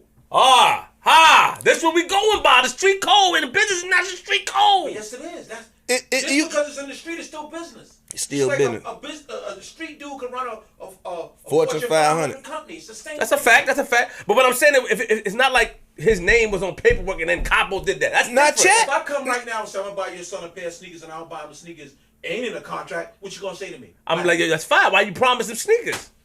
But you gotta talk to Killer though. If you come to Chicago, Killer my man though. This part. he gonna be the If you first. come to Chicago and one of my artists catch you and strip you naked, and they tell you, and you holler JoJo name, and that gets you out of the situation. You don't think you owe think JoJo you want dinner? Yes. A steak dinner? Yeah, you can. All right. I agree with that. You know how many chains we done got back? How many stuff we done did behind the scene, and we didn't get $1. And never And mentioned never it. mentioned none of these so-called gangsters and all these big. You know how young I was on security with guns bigger than me for these people. Protecting these so-called. So you don't think Jim? Come on. You don't think Jim?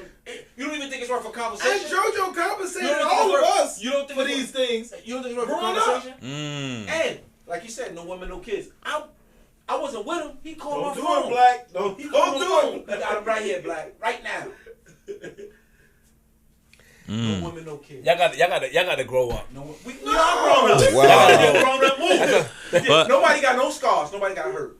I knew I think- something about you in the back. I'm not even gonna sugarcoat it since he want to play games with me now. Jumped out with the 100 shot. Game holler, JoJo, no. Chubby baby. Bear hug me. Big bro, please don't do this. Police, everybody out there. And that ain't my first and only rock with no police out there. Oh, my heart don't pump no Kool-Aid, man.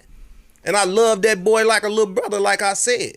Or we wouldn't. You don't hate him. Man, don't play with me, man. That's your childhood friend. Don't play with and me, you man. speaking from that aspect. You're not looking at the big picture. You're looking at that's my boy. Because I could jump on JoJo's side and be like, that's my boy. But that's how you looking at it. But all we said was just business. That's it. It wasn't no friendly extortion. None of that. No bulliness. It was if you supposed to. If Cam said I got 100,000, give JoJo 30. You supposed to give it to him. Yo, first of all, calm your temper down, man. You get hot. I see you. Relax. I can have an opinion, but I'm not saying. I'm just looking. And at I'm saying because You got an opinion. I want to. Yeah, I you got an respect that, opinion. yeah. People got their opinion, and I want to keep my sanity and continue to look through my eyes at him as my little brother. I don't want to look at him nothing different because if I look at him any different, I don't think it was intentional.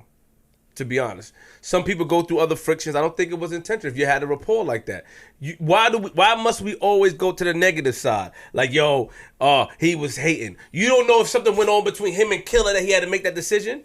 You don't know what happened. No. You understand what I'm saying? Him and Killer already was on the outs. That makes it No, worse. listen. And he told him he got to switch. So that go to show you ain't paying attention. Killer said what he said. We going to do our solo thing at Koch E1. Mm-hmm. Jim said, me, you, and Snags about to get these Ferraris, do all this. The first albums and all that, I'm with him every step of the way. From the beats to recording, us staying in Miami while he recording, all that. It's a whole lot that I can be saying That's going true. on. I'm aware of the You know what Miami I'm saying? stuff. Yeah. And I'm the one taking the penitentiary chance everywhere we go. I'm the one with them 100 shots everywhere we go. Me. Because for some odd reason, because he even involved himself in the gang life, the problems was coming to him. So the streets wanted to test him. every step of the way. No, this is my little brother, and I had to show the world this is my little brother. Stand down. You know what I'm saying? That's genuine love, bro. That ain't no friendly extortion. That's genuinely love. Okay, I understand. But I'm putting myself in a line of fire. You think I don't know all these dudes dislike you? And once again, I bullied the bully. Y'all ain't finna bully him. You ain't finna do nothing to him. Can I be honest? Go ahead. I'm being honest with you. When people talk about Capo, right, and they try to, sometimes you're in a situation where you might be outnumbered, or you're in a situation where somebody may have the better advantage. But to be honest, I never saw him be soft. And I personally, and when people tell the story, it's like, nobody never said he was soft. I'm saying, but sometimes he better not be soft in my little brother. He better not be, because he know I'm coming. So at the end of the day, but he can defend himself. Yes, we're aware that he can defend himself. If he better defend himself. No, but I'm asking. I want you to say that he can defend himself. But you know what? You know what? And then you know what happens when you say he can defend himself, and then you know how critical the internet is. They'll show footage of him running. That's how they do. He was outnumbered in the park with mad people. It don't matter. It don't matter. What I tell you, this ain't 300. What I tell you, mama said, boy, you don't run. You not getting in this house if you knocking on this door and you telling me you running from a fight. You can start by 50 Brooklyn niggas. Yes? Huh? Who wants to get stopped by 50 Brooklyn niggas? Who wants to get stopped by 50 Chicago niggas? Who want to get stopped by 50 Queens? What Saigon tell you? It was 2 of him and 50. It was 100. Yeah, he said that. Yes. Queensbridges. He threw the first shot. And he got him out of there. And got out of there. He got it. Look at the point. It's a difference, though. But you trying to tell me that Capo got to stay inside the park and fight 50 Brooklyn niggas? I don't say be no fool. That's weird. Exactly. No, I'm saying don't be no fool. But hold on. So say like me, right? I say if I speak on something, I can talk it, I live it, and I can back it up. Mm-hmm. Let 15 dudes come in here right now. I guarantee you I don't run. Yeah, I'm prepared. True indeed. They won't leave out of here. I can guarantee you that. But let's start up with the idle threats, bro. No, I'm just telling you. You know what I'm saying? So at the end of the day, if y'all want to fight one-on-one, just like how Saigon told you, we can fight one-on-one. Y'all don't choose to fight me one-on-one. Y'all think y'all gonna jump me. So if you jump me, I'm gonna do what I know I'm gonna do to you. So that's all I'm saying. And I agree, but let's move the emotion out of it. That's cowards. Any jumps is cowards to me. Okay, so you know what I'm saying? I don't like what I just tell you, man. You said that. I'm the front liner. Right. I got 1,000 dudes. You know what we used to do? Walk up and down the street knocking people out. That's what we used to do for fun. This was the fun thing to do. But I'm the first one jumping in the front to knock them out first. And if he didn't fall, we gonna box. When them 10, 15 of them thought they was gonna jump him, move. Don't nobody get involved. Man, I swear this internet, I wish, you know I was really deep when I first came up here, but y'all pushed the time back a little bit. I would have just had so many, what they call that, stories, I mean, to back up my story, people saying they part in here right now. Would have just told you, like, this him. I'm co-signing. But we hear about it, and I'm not saying I don't believe you, but I'm trying to get you to see the rational side.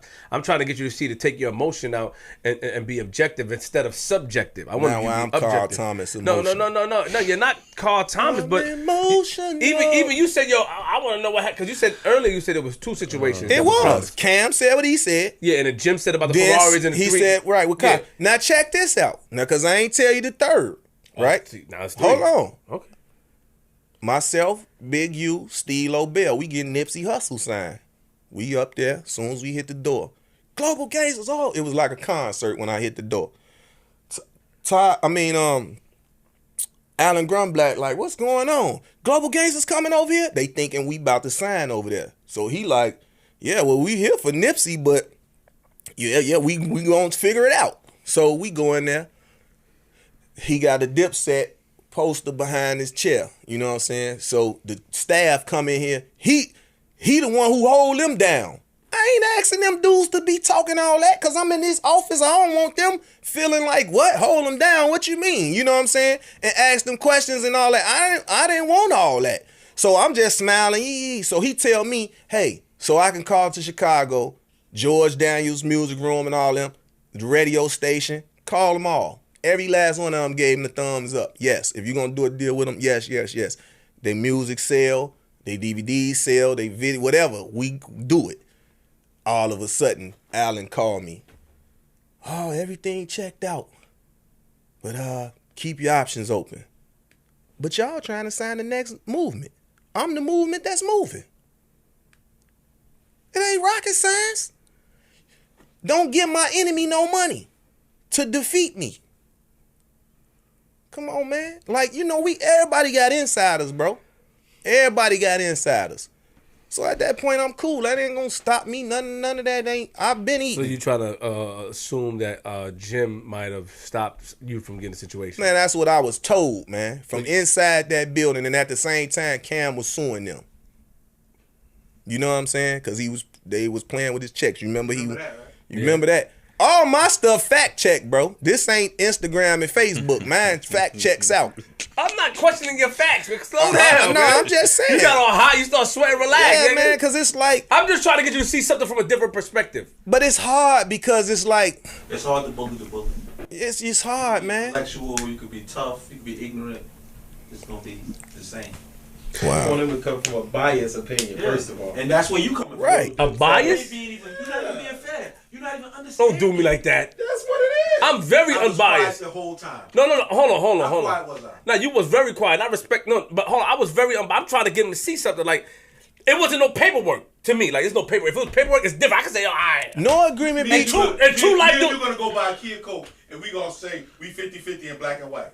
What was the paperwork at when we settled down in Cali? We going to say we 50-50 in black and white? He said something earlier, too, that Yo, G, chill, G. No, I'm not trying to. I'm not taking sides, and I'm just saying he said something earlier that made it that could have made the situation even worse than it was. Like he said that JoJo still compensated his man's. I heard that. Me personally. Well, okay, yeah. So Yeah, because once again, that to me is like now is okay. That makes it a little bit more like because right. once again, for him now he's I, like, I damn. love mine. I don't got no throwaway niggas, and I say niggas Negus, which is negus. So they ain't gotta bleep that. You know, mean king. When I say niggas, it's Negus. That's how we pronounce it, but it's negus. Ethiopian word for king. You know what I'm saying? Europeans took it and made it niggas and all that, but they was trying to say negus, and that's how we identified calling each other king. So my thing is, now that come out my pocket. You see what I'm saying? So once again, this is why I use the word compensation. The goon still got a son, a daughter. No, I agree, and I'm not against that. I'm not against that. Mortgage, a car note. I'm not against. I'm not against. So you trying to say he never broke any bread with you at all? So, Nope. Never gave you no bread, nothing at all. Never. You trying to say he never gave you nothing? I was doing all the giving. So which one in the industry, somebody in the industry gave you something then? If nobody gave you nothing, then it's not them, it's you. No, I got checks, boy. You know how many Don't checks? Boy, don't call me boy, man. Don't call me boy now. Boy, you know that Shacktown slang, boy. You know it. Hey, Famo. Hey, Famo. Hey, Famo. But listen, I got some checks. You know what I'm saying? Y'all said I'm biased, and the people gonna curse me out in the comments. They Why? gonna curse me out. Why would they that's do regular. that? Because I guess because he said I'm being biased, so that they be like, oh yeah, you being biased. Let them talk. They gonna agree. I'm being fair. I'm a fair dude. And you from the outside looking in, you saying that I'm coming from. Over here the whole time. You was, and you saying I'm being biased, but I'm just trying to. What you should have just said is you have an opinion, because we all do. I have an opinion. Exactly. But you can't have an opinion and be biased at the same time. Right. I'm not being biased. And turn me into And turn us into goons and bullies. yeah, you know, and Cain and Abel and what else he called me? Yeah, candidate He- And then openly admit on situations. Oh, I know about that. Yeah. Right, Yeah, then he because I know know about about it. it. Right. I knew about the whole next tales. I knew about all that. I was around. You the whole time trying to find catch you running. Okay, so let me say this. So my So your thing, phone turned on.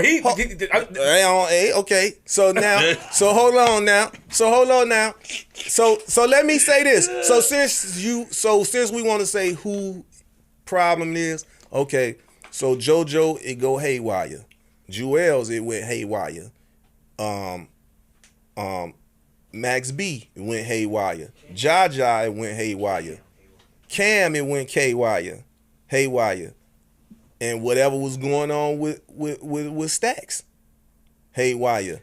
You hear a situation right now, they talking about with male murder, haywire. Come on, man. First of all, nothing went wrong with Stack. People need something. Whatever. All right, let's get Stack out of it. Male murder, I didn't hear nothing went wrong. I gotta go look it up. I didn't hear. Now nothing you gotta look it up. I didn't hear nothing the went most wrong. talked about thing Right now? What? What? All right, you look it up then. I ain't gonna say nothing. You talking on the phone? Yeah. Oh, but Not what? So what happened? What you heard on the phone? All three of them. Look at What you heard on the he phone? was talking about Tekashi. No, what he was talking about, what he was gonna do to Boy. You ain't hear? don't know. Okay, he don't know now. He know everything else. Though. All I know, they have a conversation with Capo. Okay, and matter of Mel. fact, didn't y'all interview Snow Billy? No. Y'all ain't interview Snow Billy? No, we didn't interview him. You interview him? Okay, well, he did an interview, and he spoke on that. So y'all pull that up. But how are we gonna take what he says is true? It's a situation. No, it's a situation that he spoke on about Mel saying what's going on, what he wanted to do, thought about doing to homie. To Capo? Yeah. He's put that out there. But so I'm just speaking on situations. I don't know nothing about Snow Billy. I'm just saying that's more than one situation. That's way more than one situation. I don't believe it. I'm saying that because like you made me the culprit. Like I'm just tripping. You know what I'm saying? So now you're not the culprit, Joe. But it's 8 other instances. We don't know what Snags got to say right about now. You see what I'm saying? That's another instance. Cam in-house. I never knew anything between Capo and Jewels.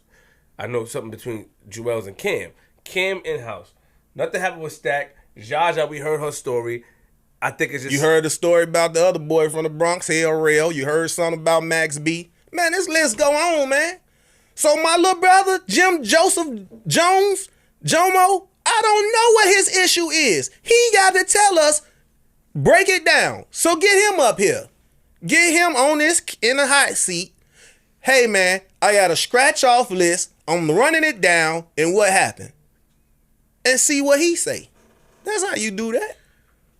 That'll stop everything. I'm through with it anyway. You know what I'm saying? So if he have a conversation with you, if you sat down and you had a conversation, I'm gonna say the same thing, little bro. What happened? That's all I'm gonna say. What happened? What's going on? Him and True took a picture together, so that go to show you it's love. It ain't. You know what I'm saying? They took a picture together. They at Rock Nation. They was up there. They took a picture together. I didn't get upset. I liked the picture. Probably put some comment under it. You know what I'm saying? Just so people would see, like, he not upset. Hey, I'm not bitter or nothing. It's just, we see the difference with this. You have interviews and you speak on your stories, past and future. Mm-hmm. You see what I'm saying? So it's kind of just choose what not to speak on or what. Like, I don't know. I don't got to speak on no rapper name and talk and have a story about my life. So they don't do nothing for me. I don't do the clickbait, all that. I don't do all that. The only people I ever done an interview with in New York City, period, Star, K-Slay, M-Rec, Doggy Diamonds and y'all, and now Sinetta. I don't be doing no interviews, man. I ain't, what we talking about? What if I'm promoting something or something? It's good. My situations be happening in the street and it spill up into this internet world and YouTube. Not, you know what I'm saying? So when something had to be spoke on, DVD era, me and True Life got on here and we done it together. We spoke on it together. Mm-hmm. As Saigon told you 1,000 times, I ain't had nothing to do with this stuff. That was True in them. You see what I'm saying? But once again, like he told you, guilty by association. When we see you, Saigon, we see JoJo Capone, we see True Life. Y'all brothers, y'all family, period. He call us, we coming. Simple as that. How many people you had a problem with then? I don't know, man. Is that because you named all the people Capo had a problem with? How many people you had a problem with? I don't have problems with people. I heard of people. I saw a couple. Who? How many people you had a problem with? Speak on it. Talk about yourself. Speak on it. You talking about Cam? How many people you had a problem with? Speak on it. Huh? Speak on it. My problems come from people trying to play me. I'm defending myself, right? I got to stand up for me. Okay. I just gave you an example of if if the lady in the house take care of everything, you tell her you're gonna look out for her. Once you get on and don't look out for her. If she allow that to happen, that's on her. What happened with you and Wale? I just spoke my mind on that because he dissed Harold's chicken sauce. He say mild sauce wasn't something, you know. So he was hating on us. To me, they was hating. I'm Chicago, man. I got Chicago skyline tatted on my back, man. I got that city on my back. You ain't talking. It was opinion. He talk. He gonna turn that to an issue. You got an opinion. No, what I'm gonna tell you what's happening. He going live, so people is just coming up with something. Oh, you had a problem with this one. No, I'm not live. I'm not live. But go ahead. Oh, I thought you. I'm not live. But no. go. Sauce, somebody would have died over no sauce. Right. But then you apologize and all that because he felt the wrath. But I just so happened to be the one that spoke on it. I ain't come to DC and speak on Big Pink. You know what I'm saying? I mean, Big Bowl, they restaurant and say, oh, it's trash. I didn't do that. So you're gonna do a whole record and diss what we love in our city? You tripping, boy. Well, Young Chop. Chop got upset because whoever I was going live with, he was trolling in the comments. And I thought I was getting him out of the comment section, and I guess it blocked him. I don't know how to work Instagram like that. So Chop screenshotted it or whatever, saying that he was blocked out of my live. And I just like, man, I got 5,000 followers in like 10 seconds. What's going on? So then it was like he posted, oh, not the OG Global Gangster blocked me. Ask him why he blocked me. So that was that. You know what I'm saying? No, it was more to it. I mean, yeah, it was more to it. He started playing with me, talking about he got a cash app for somebody to put hands and feet on me. Yeah. So I sent him a video of something of the Uber Eats man trying to give him some food outside his house that he didn't think I knew where it was. That was that. I left it alone. I knew it was issues. Jeez. I knew it was some issues. I spoke with the family. It was off, you know what I'm saying? And I left that alone. And that was okay to you? Did he ask you for Uber Eats? Did he tell you he wanted Uber Eats? Did he ask you to send Uber Eats for him? Did I ask him to put a threat on my life? Tell some people to put hands and feet on me? Did I ask anybody to cash at me? I mean, Yo, G Money. Huh? G Money. Well, G. I heard Cash App. Sorry, G, chill. bad habits, you know bad what habits. See, that's what I'm saying. So then when I do that, then he want to screenshot that and repost that. Oh, JoJo Capone, now you going police on me. So But did he ask you for anything for Uber Eats? I'm just curious. Did he ask you for anything? I'm looking out for his well-being. Who are you today, sir? he was hungry. He looked like he was no. So you guys were aware that he was going through something mentally. Did you try to help him, or you tried to? I was the one trying to help. See, once again, I'm the one that did a public service announcement. Stand down. Don't nobody touch him. On my behalf. Don't nobody touch. Don't lift a finger. He's on medication. He need his medication. He ain't going through something. Leave him alone. I ain't have to do that. How do you think that makes people feel? That a guy that you like you flaunt him, stand down, don't do nothing off my behalf. How does that make somebody feel? That would have made me feel good.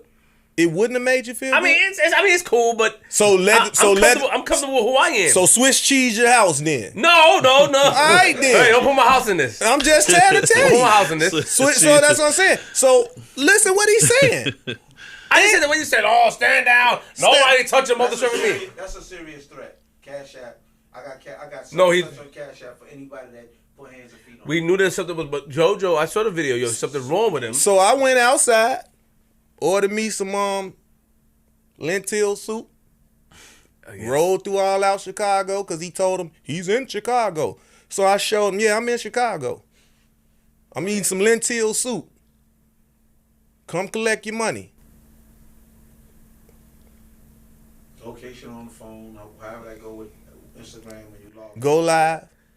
You can come right, you pull up. I'm in New York on the couch with my house shoes on. I'm good, Flip. Can't send a wolf at the wolf, man. So, once again, I felt no type of way. I don't want to speak on that situation. I care to leave it alone. You see what I'm saying? These questions is asked to me. I put that to bed. I didn't, you know what I'm saying? And I left it at that. I wish him the best. I told people that I wish him the best. Y'all leave him alone. He good. Would you have a conversation with him? No, You wouldn't have a conversation with Chop. I don't care to. I said what I said. I'm good. See, I'm not gonna do that. All that back and forth. Let him, if he have an episode again. Like, I'm not about to. You're do supposed to be all the big that. homie. Like, though. I don't. You're supposed to lead by example. So why would you have a conversation? And one thing about it, he know that. You know what I'm saying? He know that was a big homie. What I done was a big homie. Leave him alone. Don't do nothing to him. Why wouldn't you have a conversation? You're supposed to lead by example. What are we talking about? Only thing I'm gonna talk about is you right. You took your medications, you straight. Cause see, he went back on there. I was like, he told me I need some medication. I don't need no medication. Like it was a lie or something. You know what I'm saying? Mm-hmm. But you see, everybody stood down. Didn't nobody do nothing. I ain't seen Dickademics. You know what I'm saying? Posting nothing else about him or nobody. See, it was funny then. You know what I'm saying? It was funny when them guys be instigating situations that'll go bad. I can never respect people like that for clickbait and all that. Change the titles and all that. I don't like that. Why you don't like academics? Dickademics. Academics. Dickademics. I don't call no man out his name. Dickademics. Why don't you like academics? Because he's an instigating. He's Jamaican. So hey, whoa. I'm going to call him. I'm Jamaican too. Yeah. So you need to fix my pronunciation of calling him a pussy hole. Yeah. In patois. Live from Kingston, Jamaica. Pussy hole. Academics. Why you don't like him? Because of the instigation that he played on Chicago and beyond. War and Chirac. War and Chirac. Okay. These savages and all that. Hold on. Amping it up. What do you think? Use your platform. Increase the peace, young brothers. If y'all do that, I don't want to put y'all stuff on my page. How did he get the footage in the first place? Because now you got rivals. You see what I'm saying? So you got rivals that's going to send them stuff. You see what I'm saying? So you blame him or you blame the people that's sending it to him? I blame him because he can deny it. You see how you just told me you ain't interviewed the one guy? Yeah. That's your choice, right? My main was a friend of mine, so I wouldn't interview Okay. him. So once again, that's your choice. That was your reason. What we just say with him, what he do? Favoritism. Mano brother to me too. But I'm just saying, if this is my business, because you love to say, can't nobody tell me what to do, I do what I want to do. We can't. But you ain't interviewed that boy. Snow Billy. Yeah. First and foremost, Mano Studios next door. That's cool. We would have interviewed Snow This Billy. is a business. Oh. But hold on, this is a business. Hold on, slow down. Hold on, Mano is a grown man. Allow me to respond. With the hand of God. It works. Yeah, it's my man. Mano is a man with a good big brothers like me and some others. So somebody speaking their truth, let them do that. Nah. Listen, if this is what it's supposed to be. So I'm supposed to let Snow Billy come here with Mano having the password to come in the studio and mess up my business because this man has been attacking this man and I'm closer to man. I don't even know Snow Billy. No, it can be. So what about being loyal? What about being loyal? Then you say it was a brotherhood. This is your business. This is how you feed JR and them, man. So don't tie up this up in here. Get it outside, up the block or whatever. You know what I'm saying? So I thought it would be the good thing now we got Zoom, so you don't have to do that and bring him in and nobody in no harm's way, put nobody in harm's way. I thought it was the best decision for us. We didn't have too much problems up here. I ain't know nothing about that, so I'm gonna keep it a buck. Like I did what's the name of our little podcast? I don't even know the name of it. Yeah. What's the name of that? Your podcast? What you talking Yeah. about? Code of Conduct? Code of Conduct. You know what I'm saying? So, Steph Belafonte, one of the hosts, he interviewed Snow Billy. I didn't know who Snow Billy was. So then I post the episode. I post a picture of that. You know what I'm saying? This the next episode coming. So I get one comment, Mano's your brother. How you interview him? So now, ask Mano what I done. I called Mano. What's going on? Because it ain't never reached my radar. You see what I'm saying? You can't expect the person to know what's going on the internet or wherever is going on. And me and him had our conversation. You see what I'm saying? But I also told Mano, he ain't speak your name not one time on the interview. So you see what I'm saying? So what I'm So I don't be honest. what I'm saying is that you have to, you was in tune. So if you knew it was friction, Yeah. that makes sense. Your loyalty, that's something that's and loyalty. Snow Billy got mad at me and disrespected me because I made the best decision to not get him caught up in something here. Oh, okay. All right, well, Yeah, but you question it too. what? I ain't questioning nothing. I don't know. Like I told you, I didn't know the situation. I didn't know it was no beef. If there's some beef in it and it get to my radar, then things get, handled. So I don't go on no internet when it's nothing cracking. So back to academics real quick. He did a Dickademics. academics. Dickademics. Go ahead. He did a War on Chirac video, right? And you felt that was instigating. It was, yes, it It was. was causing more issues I'ma in tell you, Chicago. Of course. You egging it on. Check this out. You remember Spike Lee, the movie that flopped called Chirac? Why you want to use that term? See, all these people want to use it for their better benefit. You see what I'm saying? Okay. So his movie flopped because you trying to use something about some queen of England or wherever she was saying, if y'all war, don't give them sex. You know what I'm saying? So that's supposed to stop the war. So he wanted to use the title Chirac to get people to read this book or movie when we dealing with real life. You know what I'm saying? I don't even know if he gave people from the Chi jobs in the movie. You feel me? And why you care so much? You from Brooklyn. You know what I'm saying? You worried about what's going on in Chicago. Yeah, that's mad hypocritical. It bro. ain't hypocritical. You worry about stuff that's going on in New York and you from Chicago. I'm from New York too. No, but you being I'm from Jersey too. I got addresses right now. Come on, my Joe. keys in my luggage. I got keys to apartments now. I have 2 kids in Brooklyn. I So heard. I'm gonna worry about what's going on around here. See, can't nobody make me be a local joker. I'm a global gangster. That's who I am. And Spike Lee is a global director. But once you can point out he's doing it for his better game, it's proof. Chirac is not even a name. I doubt Chirac is a name that a Chicago person came up with. So what you think it came up I from? don't know, because Chicago's so crazy and it reminds us of Iraq. Okay, cool. So somebody put together Chirac. So take Chirac out of it. Why you ain't come in there and try to build a film school to get these kids off the street? So let me explain. I can't argue with that. So let me explain to you the role I play for Chicago. If I get artists signed, I'm solely trying to get them signed to take them 10, 1,500 dudes he got in his neighborhood that's beefing, so he can put them on the road and travel the world and see better things. Now who y'all gonna fight with? Because we on the road over here. You see what I'm saying? Now, it could be the rivals. If I get them a deal, they on the road, they booked in different cities. So it's no turmoil going on in Chicago no more. The kids can ride their bikes, play on their skateboards, jump rope.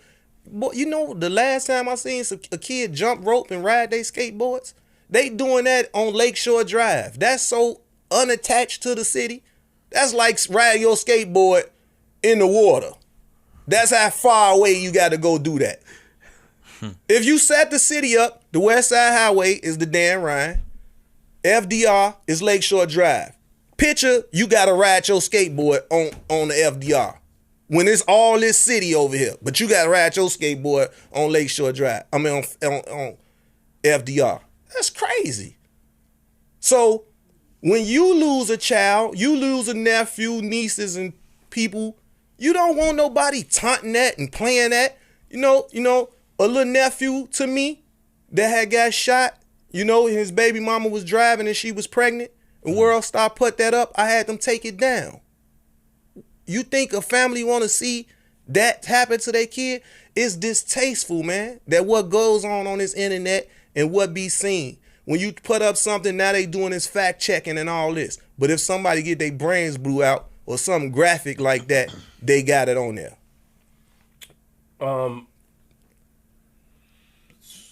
So while we're not blaming, just real quick, while we're not blaming the people in Chicago sending academics the footages, why are we getting mad at them? They to blame too. They to blame too. But I'm trying to explain to you. You just feel like people wanted to get on for more positivity. Right. What you was sending him before that? You was sending him your videos, trying to get seen and heard as an artist. Okay. Use that power to say, hey, no, I ain't doing no beef. Talking about no beef, but I'll play your record. Just like with me. If I do Music Mondays and I post 10 slides of videos, if it's a diss record, I don't post that. I post they regular song. You see what I'm saying? There's ways to go around that to where they don't feel like, oh, you only helping this guy or you only helping them. No, I got love and help all y'all. Are you trying to squash the issues in Chicago with people? All the time. If I'm called upon to do so, I do so. If you're called upon. Yeah. But you're not making it your duty to go out there and do it, are you? I do the both. I do both. But I understand that, like I explained earlier, if somebody killed my brother, there ain't nothing nobody can call and say to me. And you better move around, because I might take my frustration out on you. Because I'm frustrated. I'm upset. I'm hurt. And hurt people. So I can understand. I know you walking up to me with your Save the Children t-shirt on, with the grandmamas and all them telling us, put the guns down. You see what I'm saying? And in a split moment, I could just blank out. I lost my loved one. It's sad, but it's like it gotta start. It gets somewhere. Somebody gotta start somewhere and say, okay, enough is enough. And I don't know how soon. I wish it can be tomorrow. But what do you think it'll take to stop the violence in Chicago? I just told you. Stop trying to get your lick back. If they try to stop getting their lick back, then it can be better. But as long as you want it to keep being eye for eye, it ain't gonna never stop.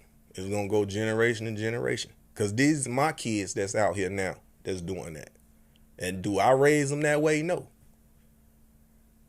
Do I tell them to go out there, shoot something, kill something? No. But this the environment they in. So now they gotta survive in the jungle that they in. You gonna be the predator or the prey. Would you try to have a conversation with DJ Academics? Nope. The damage is done, Flip. It's never too late. I don't think I ever heard him even apologize for his role. Can you tell me his role? Can you break down his role? Because I really don't know his role in that. I just told you. He the one popularized the beefs, the issues. Couldn't wait to, like, you know what I'm saying? He it's like inciting a riot. Do you know think what I'm saying? people got hurt based off of his stories? He made killers famous. Exactly. It really real killers. Not playing, not joking. They weren't even known. Nobody knew him. And then he made them famous, and he ignited a fire that now they got to uphold this savage that he put behind their name. And then they killing innocent people. And then they catching 100 years. And then they do it 19 and ain't even had no pussy. And they going to jail for the rest of their life. All because academics is reposting them and giving them a platform. Giving them a platform. For ignorance. So what kind of person is him? What about the people doing the ignorance? You can't blame the victim. We not taking up for the people that's doing the ignorance, because that's what they do. But what we basically saying is, he brought them to light. They would have still been killers.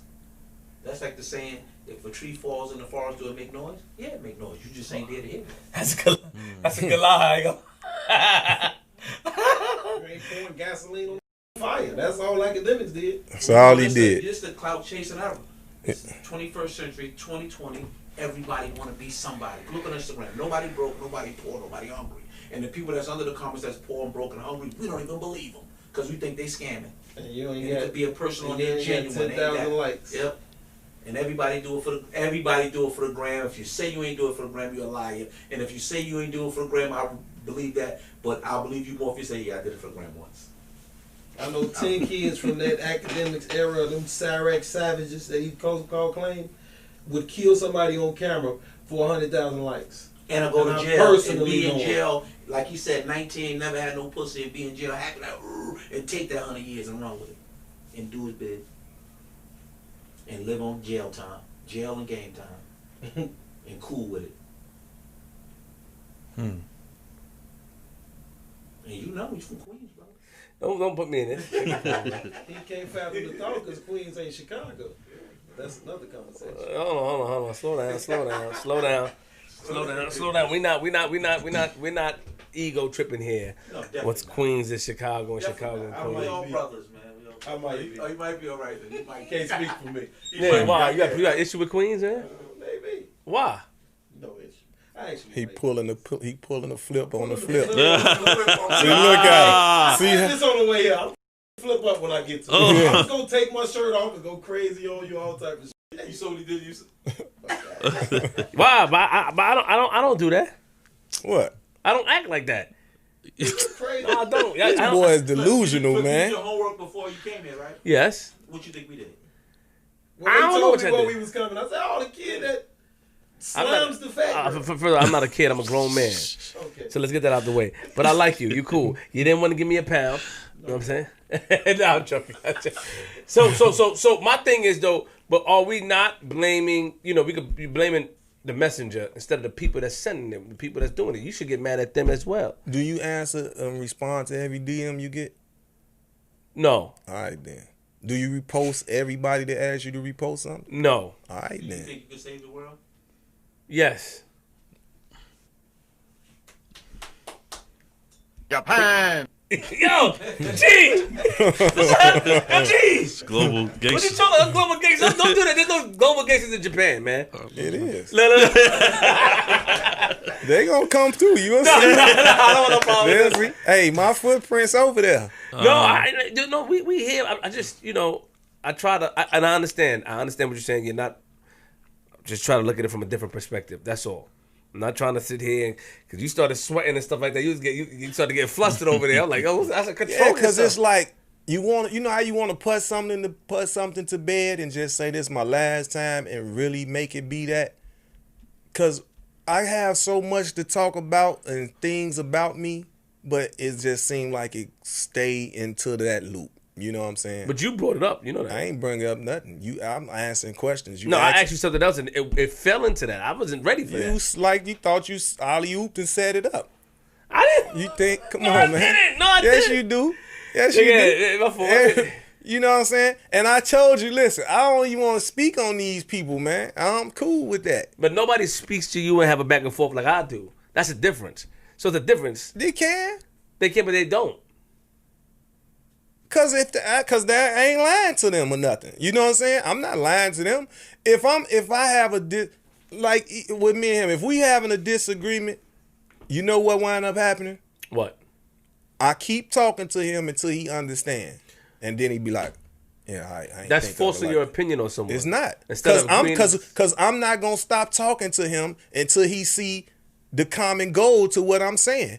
I don't care to put it like this. I don't care to argue with nobody. I don't do it. I don't got the time for it or the energy. I'm not. He'll tell you. I go quiet, mute. I ain't got nothing to talk about. My kids even got that trait. If you coming with some negative energy, we shutting it down. Cause when the Tasmanian devil come out, you ain't gonna like it. So leave me alone. What about agreeing to disagree? You don't believe in that? I love it. I'm agree to disagree. And I'm a loner for the most part, so I ain't really agreeing and disagreeing with nobody. I'm minding my business. You know what I'm saying? I'm minding my business. A lot of this stuff and everything you getting talking about, I was called upon. You see what I'm saying? That's true. I ain't throwing myself in nobody's situation or I ain't on that. Then even with music, even though I went independent and was doing it my way because I'm seeing what's going on, my family is made billions of dollars in this game. Brian and Ronald Williams, I don't gotta be trying to do no business with Todd Moskowitz, Alan Grunt Black. None of them. Def Jam, no, I got them. I can call them and tell them this is what I'm trying to do. Just like with that. I didn't throw myself into Cash Money, throw myself into Rich Gang. Stunner said, bring all what you got over here. See what I'm saying? So even right now today, I'm not throwing myself into nobody pot or what they got going on. That's his invitation. And I was obliged by that. You think I wouldn't want to, you see what I'm saying? And it's the family business. So you think I wouldn't want to do this and that? And a lot of these people we speak on, they be friends of my family and stuff. You know what I'm saying? Right. So don't nobody be wanting no friction around, or some might say, well, how could we settle this difference or settle the situation? And to me, I might say just telling people to stay their distance. Social distance. Because I ain't gonna lie, a lot of them that I be saying, I ain't tripping, and I might see them and I don't know what I'm gonna do. So I'm working on that. I'm growing and I'm developing. What's the situation with you and Hassan Campbell? You know, in no situation. It was the same thing. Like, I don't know him. I took a picture with him once in the club. You know, I broke it down to him because my situation with that was him was calling, rest in peace, Duck mother a liar. And when I joined they Zoom and I explained that to him, you know what he said? You right, Joe, I'm apologize to his mother and his family. Cause I'm not coming on here to do no internet banging and arguing. I just put it out there to him. I said, Hassan, who are you to your mother? And rest in peace to his mama, love, because he had just buried his mother. I said, it ain't nothing nobody could tell your mother about you. So you telling me you will want Duck mother to get on the internet, get on the news and say, yeah, my son a gangbanger. Because that's what he was basically saying. He has a problem with mothers that don't tell the truth about their sons or whatever. That's not her job. Her job was to raise and nurture this kid. Her job ain't to diminish him in no kind of way. Your parent is always going to look at the good in you. So when I explained that to him like that, he said on the interview, man, I'm crying right now. You know what I'm saying? And you know what I told him? If I hurt you for the statement that I made, I apologize. That's what a man does. You know what I'm saying? Because I didn't know him. All I knew of him was what was spoke on about him on the live with the Bam Bada thing, and he put that out there to the world. Didn't nobody know that? You see what I'm saying? So I couldn't have even said what I said had not he put that out. Well, we got past it, right? We got past it. So that's why I told him, I'm like, bro, you done did 10 videos or whatever titles with my name, and if I said you was clout chasing, that's a description of clout chasing. When somebody don't know how to leave something alone, leave and let go. You know what I'm saying? So that was it. You know, I didn't know that if Doug Mama was going to be doing interviews and all that. I just personally know her. She from my projects. We grew up together. She personally came to me. You know, as she came to me, I was talking to my brother-in-law because they do some community stuff, you know what I'm saying, at the church right next to O Block. I was coming out of there talking to him, and Duck Mama was coming out there and stopped me in the middle of the street. JoJo, please help my son, this and that. I gave her my word. I'm going to try to help him. I did. I had got like a $300,000 advance for him if he would have signed with what we was doing, myself and John Monopoly. And I called Duck and he said, Unc, I signed yesterday. So I'm like, damn, why you ain't call me and tell me? You see what I'm saying? So I made my promise good to his mother on her behalf for him. So that was out of my hands. She came to me and asked me to help him, you know? So that's why, so when you say, do I help or I do all that. Now, in our city, that could be an issue because it's like the rivals or whatever can say, oh man, well, if he help him, he could take this money and go buy guns to come back to hurt us. And then I be the monkey in the middle. You see what I'm saying? When I'm trying to do a good deed, you see what I'm saying? But because I am who I am, I don't go through stuff like that. They all know how I feel. They all know it's genuine. They all know I want them to do the best for each other and stop it. Some of them be family members. It's crazy. You know what I'm saying? So y'all messing up family reunions and everything. You know what I'm saying? Because you decide to be this and he decide to be that, and y'all can't even come join forces. So the spokespersons of these neighborhoods and these crews, they have to do better. So the blame is on them. You see what I'm saying? They have to do better. They have to really just say, you know what, y'all, we tripping. Somebody got to be like, man, enough is enough. And some of them look at it like we move. So they like, we move out the city, so we ain't around. But then some get blamed for saying, okay, yeah, you might have moved to the city, but you sent 100 or 200,000 back to the neighborhood to buy guns. So don't involve yourself in nothing criminal at all. You know what I'm saying? Because you know what it's going to do. So, but you stuck in a position, the hood mentality, you stuck in a position to say, if I don't at least do that, it makes me feel like I abandoned my crew. I abandoned my neighborhood. I abandoned my you know, my gang or whatever, you know. Instead of taking your gang with you and away from that, you can take them, say, listen, I'm going to buy one crib, 6 bedrooms. Y'all thug it out in there, you know, all y'all go to work or whatever, get jobs and move out as y'all go. Once again, if you take the problem kids out of the neighborhood's safe again. But if you leave them in there, you know what I'm saying, they got to survive. So that be my thing. Get them some record deals, put them on the road. They too busy to beef. Because ain't nothing really physical going to ever happen if you on a tour every other 3 months. Where you fighting? You see what I'm saying? You ain't even stepped foot in the new house you bought in 3-4 months because you've been on the road so long. Your life is flights, hotels, tour buses. And I know that firsthand, even with Cash Money, for 30 years. Tour buses, private jets, hotels. And it was mansions, but how long did we sleep in them? You know what I'm saying? Because you on the road all the time. Yo, so we're gonna switch gears a little bit. You know, I heard you mention earlier you have children, yes? Yeah. So how are your children growing up? Like, well, first question, how do they feel about you? Like your story, like how do they view you as their dad? And you know, like how much do they know about you from your history and your past? I mean, my life ain't no secret, so they know just how he can get on that computer and do something. Right. They can do the same thing. You know what I'm saying? But to them, I'm their father. I get a roof over their head, make sure they all made it to school. I taught them what my mama taught me. Mm-hmm. I'm responsible for you until you 21 years old. I don't know if that's in the Bible or where that was from and where she get that from, but until you 21, you still under the nest. So I done a great job with that. You know what I'm saying? Did you see any traits of your kids, of yourself and your kids from growing up? He laughing.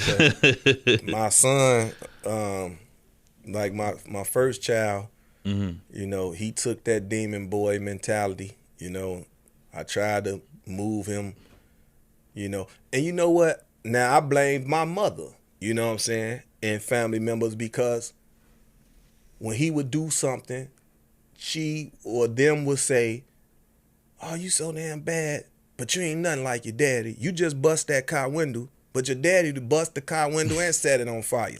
So what you think this young kid gonna do? Yeah, he try to outdo you. He wanna try to outdo you. So now when he spiral out of control, and I'm thinking about that, and I'm like, damn, you know, if I whoop him, put him on a punishment. And then I thought about it, I said, what y'all tell him about me? Like, what be going on? And when I told her, she said, I apologize. She said, I didn't even think of that. So he trying to do what he hear me do. Right. So now I'm coming to him, hey, son, I love you, with all these hugs. And in his mind, he feel like I'm trying to deceive him. You see what I'm saying? Because he like, you trying to come with this lovely dad situation, and man, you a beast. You see what I'm saying? So because I don't tell him, let's do this beast mode with each other, you know, he upset at me. Like, you know, like I'm trying to deceive him, like, you know. But like I had to explain to him, my duty is to love you and raise you the right way. My duty ain't to tell you nothing negative, wrong to do. Right. You know, but unfortunately I lost my son, you know, to gun violence. So once again, a person like an academics or any interview type people that, you know, instigate them type of things, and the child can lose their life, I take it to heart. I take it differently. Even though, because to be honest, he the one told me. I'm like, man, what's going on? He was like, cuz I ain't even gonna lie to you. That was his destiny. Either he was gonna be in jail forever or dead. He got a whole town terrified. That man was Demon Boy times 10. You know what I'm saying? And this, in peace. it came from him. He was like, he feeling like he my little cousin, and I ain't no punk, but I'm scared of him. He tripping. I don't know what he gonna do. So for me to hear that from my little cousin telling me that about my son, I'm like, damn, because I'm thinking, take him from Chicago and what he doing, send him to Minnesota. But when you think about it, it's more kids like him in Minnesota too. So you really thinking, so you think you're doing a conscious decision by sending them, thinking you send them to a different environment, right. But the environment you sending them to has the same people like yourself there as well, because they people was trying to do the same thing. So you wind up running into the same type. It's weird, you know. But one thing about him, I told him, don't be a leader, don't be a follower, be a leader. And I can say he at least done that. It wasn't to the better good, but Right, you know. right. He wound up having 40, 50 little foreigners and all type of people, Chinese and Somalians. He had all type of. He started his own gang. What a cutthroat, right? Cutthroat gangsters. Cutthroat gangsters. He got shot. Yeah. Where was he? I know you said in Minnesota, but where was it home? Was he outside? No, he was outside. Mm-hmm. And then it was weird because at the funeral, you know, it was a lady about 32 or 28. He 15, and this was his woman. So I'm like, this kid, me all over again, man. Like, my condolences. Yeah, you know what I'm saying? So it was like, I don't know if I ever mourned. I was mad more than anything, because I feel like, you know how you look at your child like a project, and I know that I put and instilled so much into you, and you know what really hit me harder? After he passed, because, you know, when I sent him up there, then he wound up catching the case. What'd he do, 13 or 18 months? He done like 18 months, right? So he got out when he was 15. He had just had his birthday. So what, he wasn't even out 2 months, huh? No, he was out for a minute, but... He was out for a minute before the incident happened. Yeah. And so after that... Before that, he created all of that. He was in jail. He was like bubbling. Yeah. Making it worse. So now it was like so now his paperwork is coming home from, you know, got to do school. You in school. Straight A student, man. Straight A student, bro. So I was like, that was me all over again. I'm highly intelligent, you know what I'm saying, and I'm willing to do my schoolwork, but my behavior is terrible. But I never knew that story about you, not to cut you off, blood. But I never knew the story about you not being able to go to high school. And that was the same trail. He couldn't go to no regular high school. This was the smartest kid in the state. Yeah. And he straight A student, pro football, athlete, crazy football. Yeah. I never knew that you couldn't go to high school because, you know, I'm super young. Yeah. That's the same shit, because, like, his son was with me this last days. Yeah. And I'm like, damn, this little couldn't go to high school just like you. Yeah.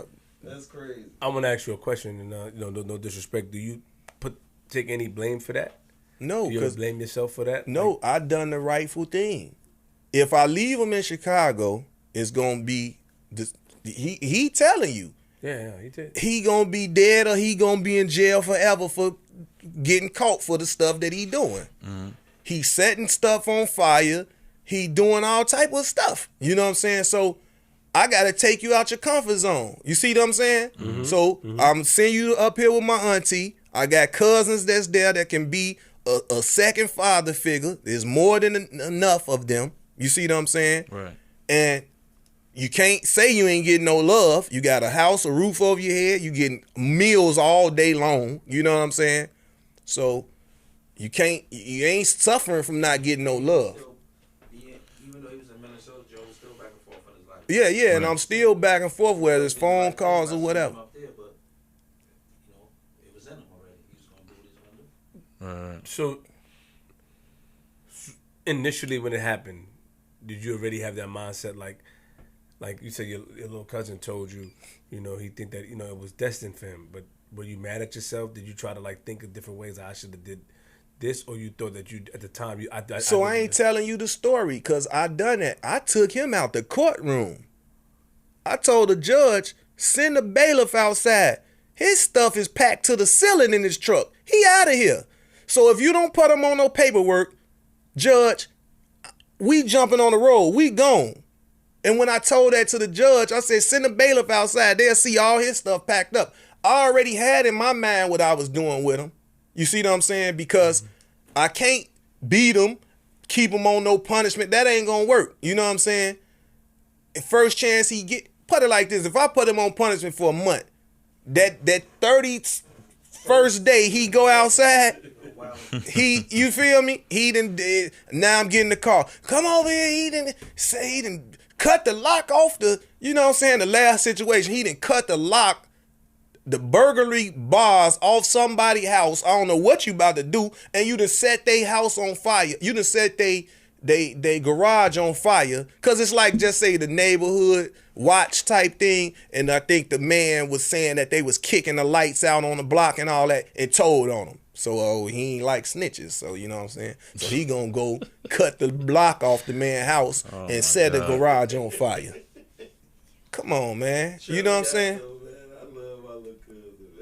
Dude was tripping. You know what I'm saying? So it's like, That dude was a menace, man. and then if you see him, which he on my chain right here, he ain't gonna look like he threw a rock across the street. Tasmanian devil. You know what I'm saying?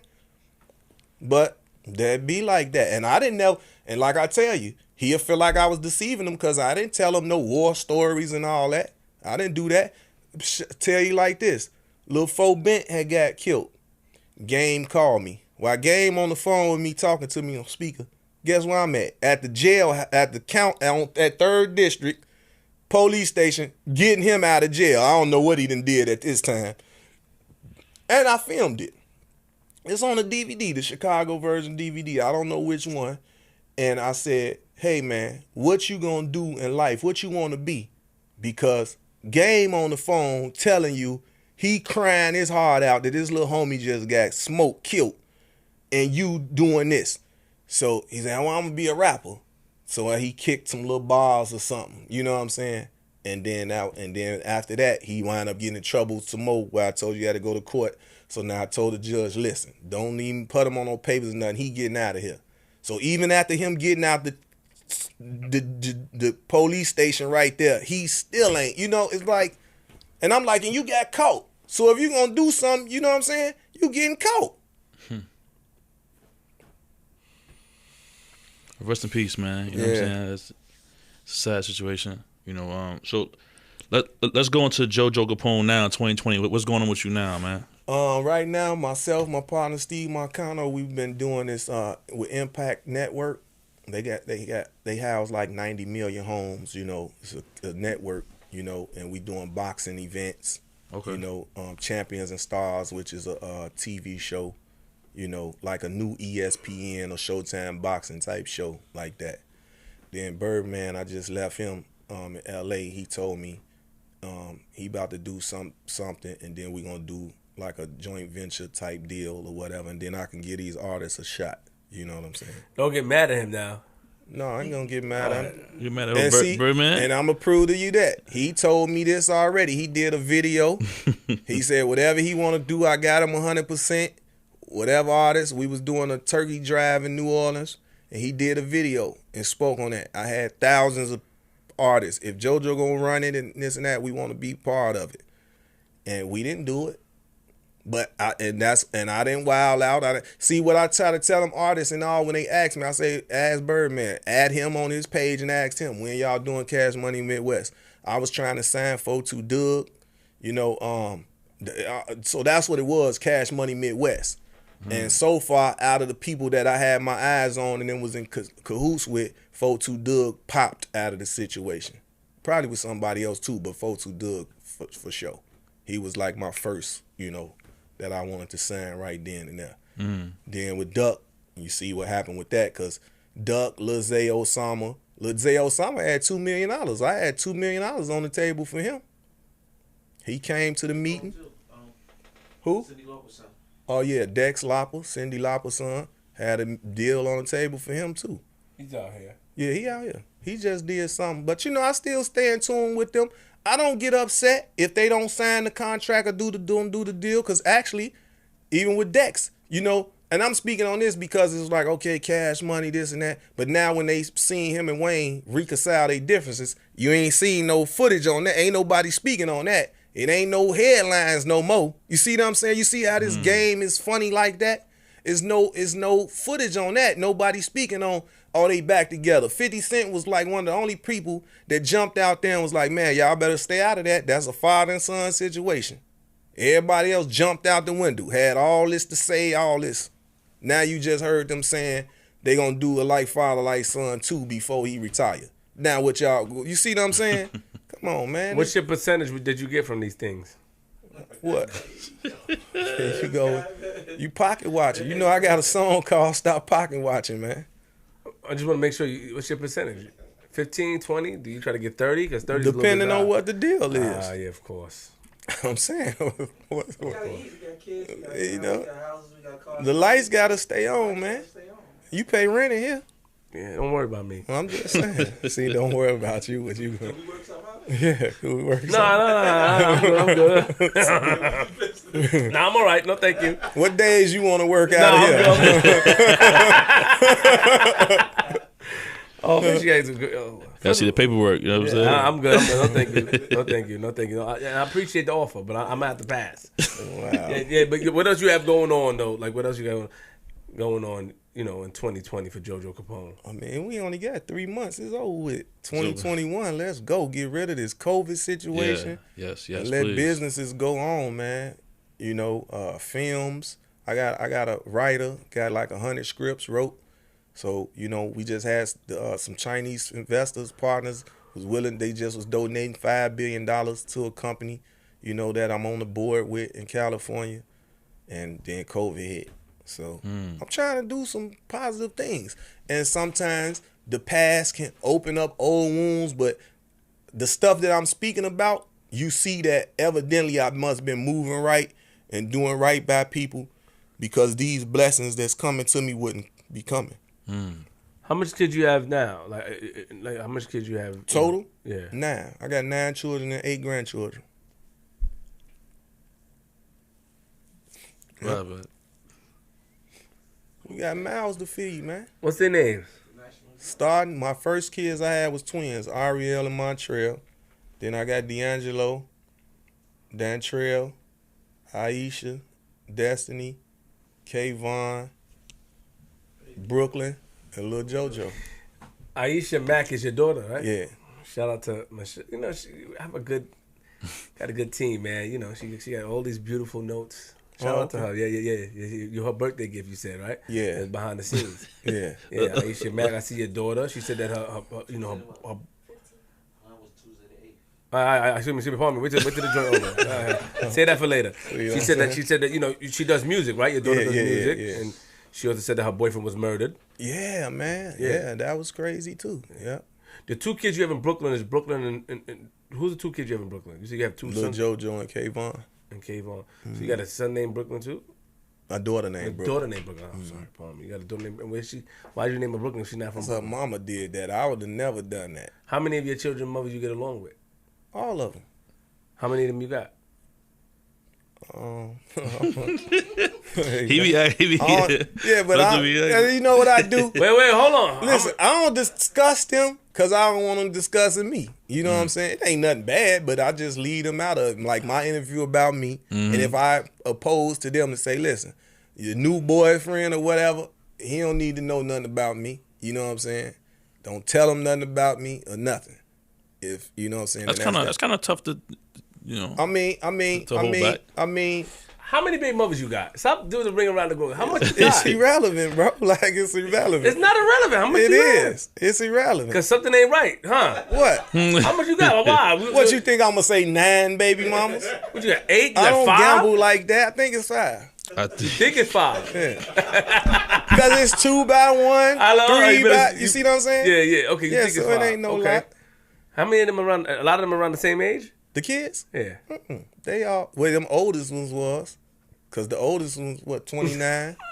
Then I got You thinking 28, he's a hold on. 26, 23, 20. Wow.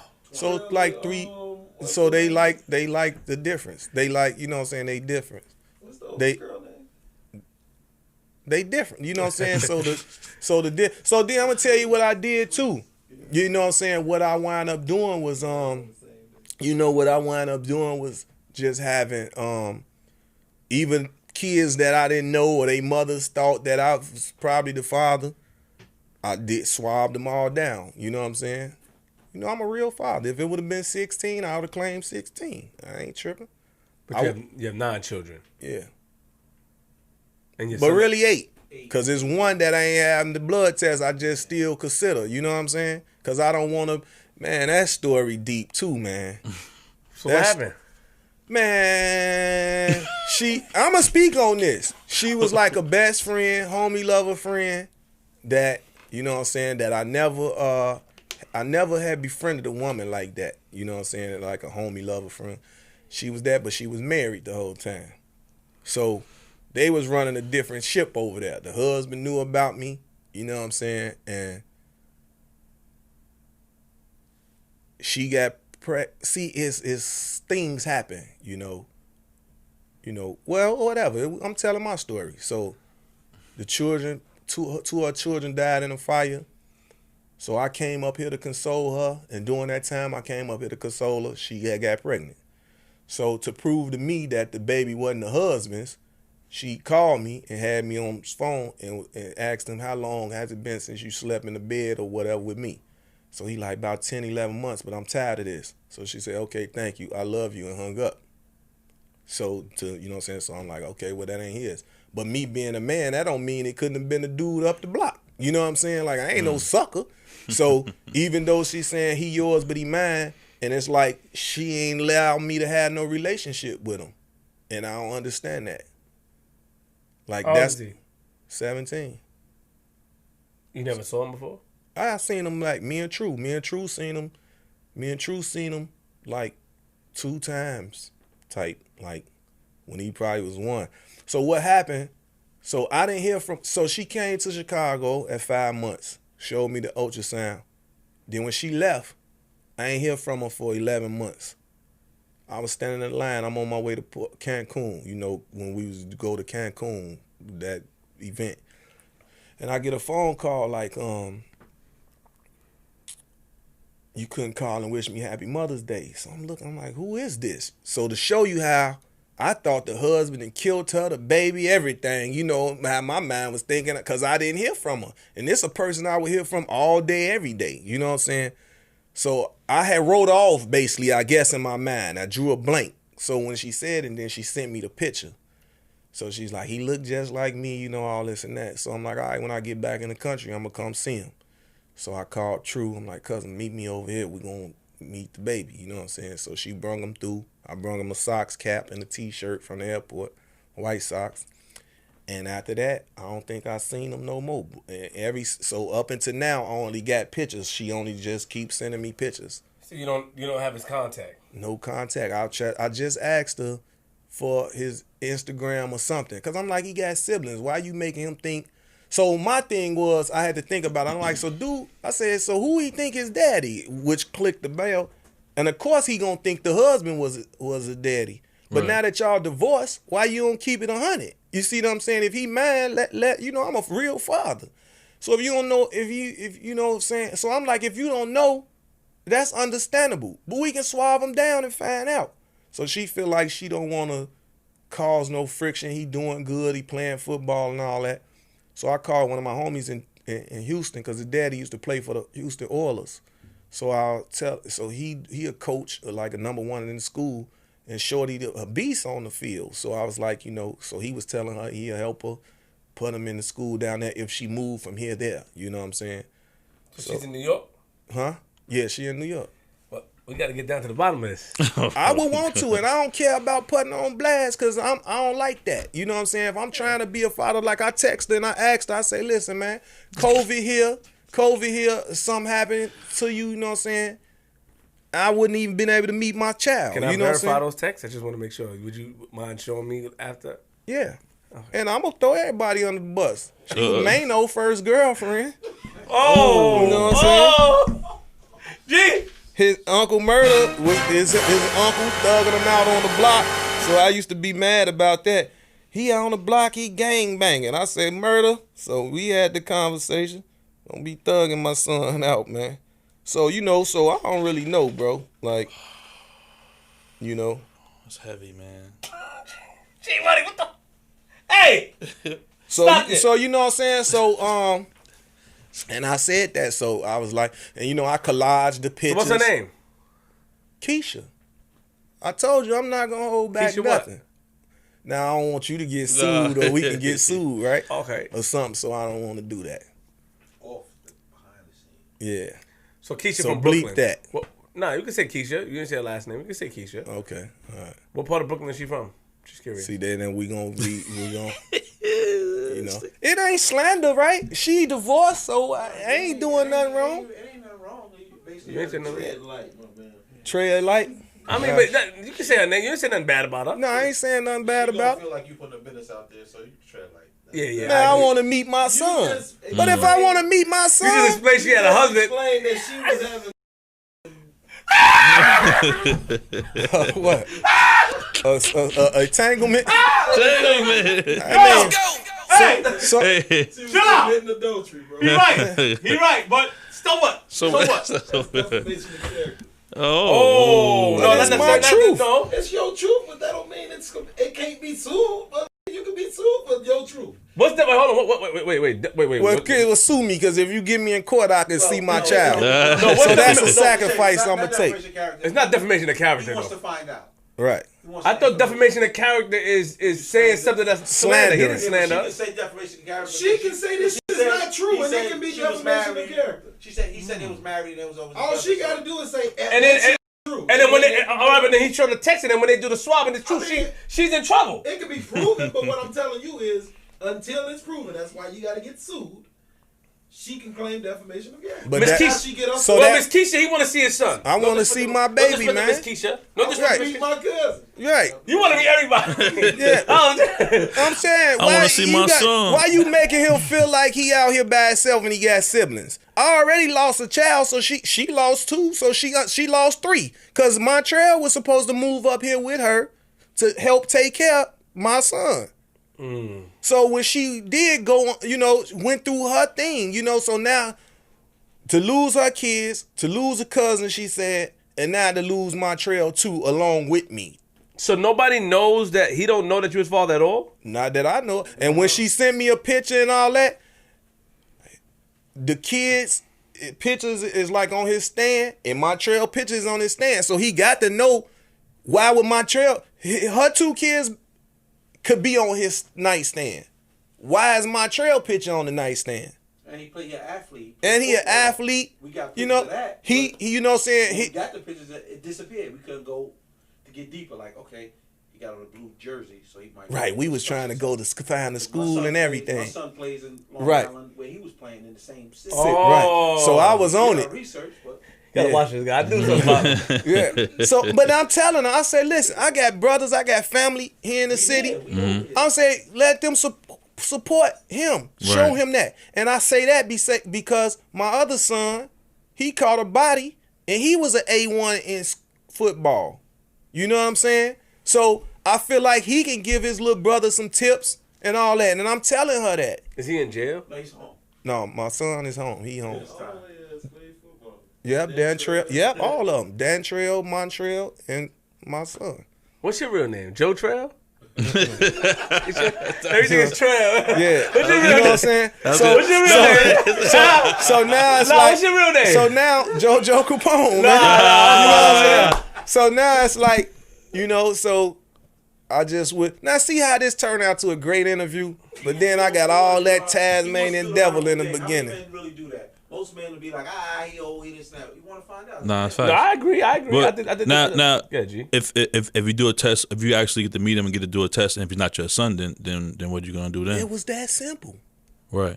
Well, I'm saying And like now- I'm saying right now, if you And now let's say if you meet him, and now I can answer a question properly. How many children you have? 8.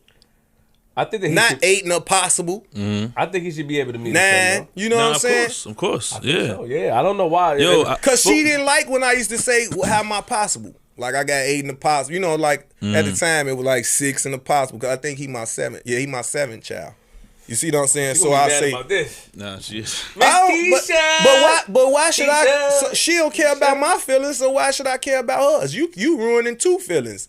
My son ain't getting a chance to mingle, you know, with his father and get some love and stuff from me over here and let me raise him too. Respect. Yeah. And he's 17. Did you speak to Uncle Murder? Uncle Murder knew him? Yeah, Murder was raising him. Man, I'm gonna put murder on him, right? But I don't know how that's gonna go. Cause I don't want to get Murder in trouble. When last you spoke to Miss Keisha? When she just sent me one picture, but see, when I tell her that, see, she know me. She know I'm a real father. But like I told her, I ain't gonna take him from. He's 17 now, so even when he was younger, I'm not gonna take him from you. I know you lost children. I would never do that. I'm just saying, let him be raised with me too. You So know that was Mano's first girlfriend. Yeah. Man, nobody know, man. No, I think we asked man. I asked Mano too. He ain't seen her neither. He ain't seen her. He tried to say a lot of things. He said you also tried to take women from him when he had 2 women in a hotel room in Chicago. Do you remember No, that? I made sure he was cool. No. He I was made coming sure to help out. That's what he I do. was helping him out. He didn't He's a need helpful help. guy, He man. did need some help, and I helped him. And you took one. And I made sure. See, because girls is sneaky. You know, they think this an artist, they a rapper. I can go in here, steal his jewelry when he go to sleep. Nah, we ain't about to So do what did you all do? that. You took both of them. Huh? Huh? What? Who? When? Where? What? Why? So you took both of them? Nah, he did what he did, and I did what I did.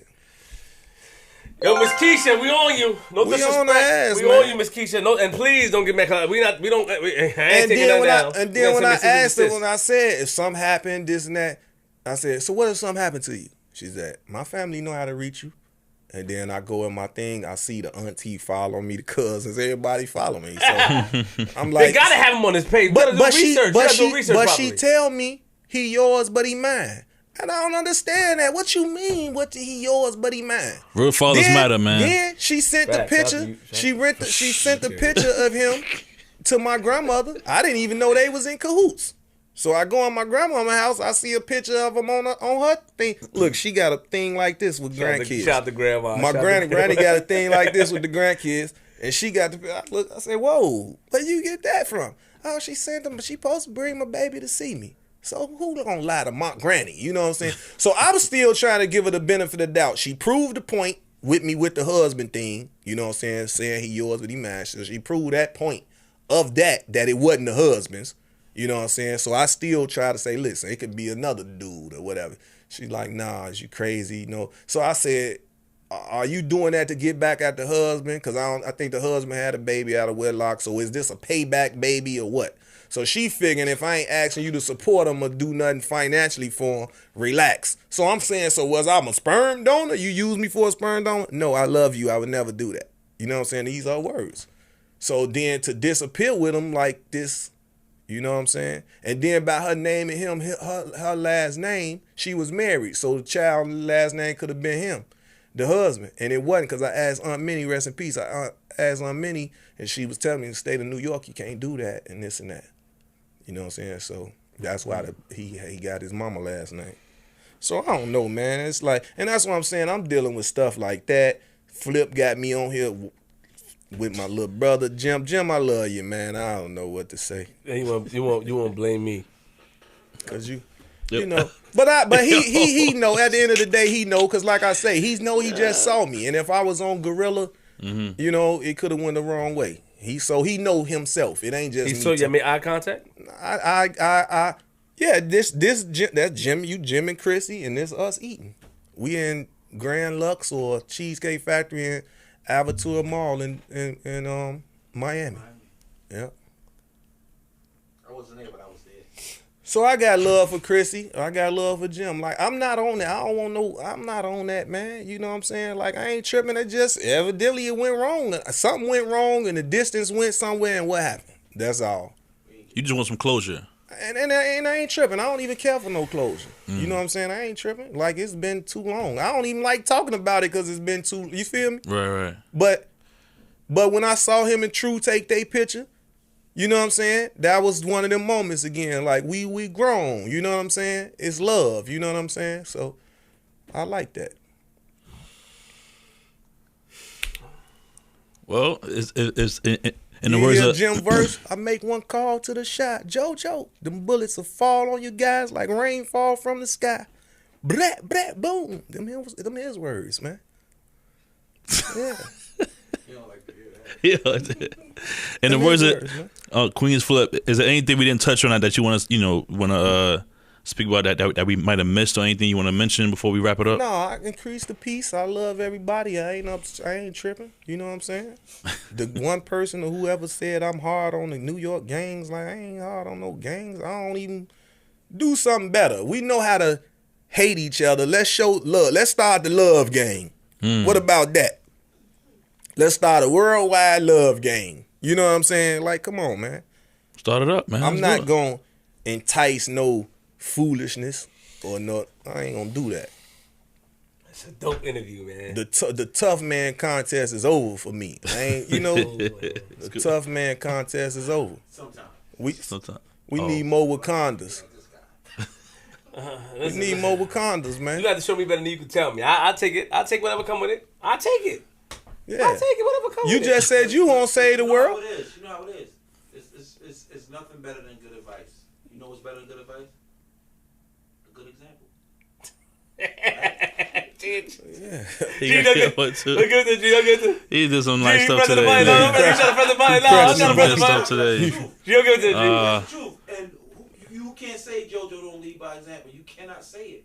You cannot say it. Every question you asked, he answered that he could answer without Okay, now. hurting himself. And he kept it real 100%. It should say, okay, now. Yeah, I was. And But he got flustered with the. He said, Joe just started sweating and getting aggravated. You got him frustrated because I'm gonna tell you why. Because you knew what you was doing, and I'm gonna give you credit for that. You know what I'm saying? Because he don't let people get under his skin. Because if you let people get under his skin, the old Joe's are gonna come back out, and all the work we doing, all the knowledge we consuming and accepting and pulling to get and to give back out, you was over there trying to pull it all out. Yo, hold up. You was watching me like a hawk. He's like this. What the? You was telling him. Cause see now, what if he feel like we could have just left well enough alone and don't speak on it nothing. So that's what. Like baby. So now I'm You gonna done say or you finish or you done. You know what I'm saying? Well, So now I'ma never speak on nothing at it again. I think you guys should have a conversation. My opinion. I'm cool. I ain't tripping. We can have a conversation. It'll happen. I got fleet box. We just told Killer you that we Flip don't send hate me him. fleet We box. We said that. We wasn't acting tough. We wasn't saying nothing. Yeah. You from Brooklyn? No, from Jersey City. You heard he said Jersey City? Yeah, I heard. I slow down. I calm down, man. You got a lot of strip over there, man. I'm forward. You lean forward. All right, man. Give me social media, man. I like this. Okay, JoJo now. Capone, the #1. YouTube, act like an ENT. That's really it. I ain't really the social media. Podcast too is still I rocking. don't know what Steph got going on. Me and Willie D, because Willie D got his own thing going on. Code of Conduct was a good interview. Our last interview was just with the brother from OG Bobby Johnson. Glenn Plummer. Very intelligent brother. Get him on here. You should too. He like some biology major or something. You wouldn't think of it. He's super. Oh, I'm going to send you the link. I'm going to send you the Why link. you just try to downplay the podcast just like that? What? I don't Code of know. Conduct? Yeah, No, I'm Steph, because he been calling me since I'm on here, and I wanted to text him. I'm doing flip the script. Steph Belafonte. I wanted to text him. I mean, he's cool. I mean, he tried to. We was talking and we was talking about. Doing some work or something. No, kind of, but he was just it was something with him and King Erna, and he was just trying to give me advice, and I just felt like I had, I do what I want to do and stuff like that. That's it. I know. And he You're a respected bully. I'm not a bully, nah. You do it. I'm glad you said it. Yeah. For the Yeah, record. But yeah. we I'm not. say that, oh, you guys bullies. Yeah. Nah, but because yo, that's a friendly extortion to me. But I Oh my god. I just think It may not start off like that, but if people get in your ear, it can be perceived as that, and it could change your whole I'm gonna be outlook. honest with you. I could see you perceiving it as that, but that wasn't that. It was just promises made that never came through. And then every time, like say I say to you, I got a check for $100,000. I'll show you the check, but then oh, the house over here burned. Oh, this happened. There was always an excuse when the money was to be dispersed. I got it. So I respect that. It was bigger than just, oh, we security, we did this, we want to get paid for that. You know what I'm saying? But everybody all for the bullshit. But like I said, when it's time to cut the check and feed everybody, because people got a family and a life, at the end of the day, you don't cut the check, it's going to be a problem. Say no more. All right. G-Money. Round of applause one time, man. It's JoJo Capone. Don't do it to him, JoJo. This is good. Yeah, sign out, man. I like this one, man. I like it too. The last one was kind of nice too. 2 for 2, man. Back to back. Saigon was. We need True Life up here then. Oh Lord. We might have to put the other guests on hold, man, and just skip him and just throw True Life and you know what I'm saying? Get Jim up here. Get Jim. Sign up, please. Yo, Get man. Jim up here. Dope episode. Yeah. How about that? Make sure y'all follow the pages, Capo. man. At Queenzflip with a Z, at DJ G Money 156. We signing up, bro. At Flip the Script Pod. But play my interview back and scratch off that list. Because you ain't going to make me be the bad guy. I know what you trying to do. I put Demon Boy on pause. All right. We're gonna talk to him. But I showed better than I can tell you, though. I showed. All right. We got to sign out, bro. I'm happy. Good. I'm happy. I seen them. And we got to sign out. Sit down. We got to G. Okay. See, make me sit down, put me on punish. We trying to get out of here, man. Well, let's go then. Yo, yeah, that's it for me. Oh, Picky Eater is officially out right now, so go to youtube.com/DJ G Money. Episode 1 is up. You know, season 3 is here. Dope. A lot of good feedback so far. You know what I'm saying? So, looking forward to it. Picky Eater. Yo, it's Queenzflip, man. URLTV.tv. We here, man. Shout out to JoJo Capone. Shout out to everybody in the building. Shout out to Michelle 1 time, Mighty 2 time. Whoop, whoop. Put up to, I'm joking. Shout out to Ebot. Shout out to Basco. Shout out to everybody in the building. Oh, man. You know, I appreciate this interview. I really like it. Yeah, it was good. Remember, lock your doors, close your windows, close your blinds, open your blinds. If you see a nigga like JoJo Capone on your lawn, don't let him in because he will friendly extort you out your house. I'm from Queens. Be good, Queens. Don't, y'all.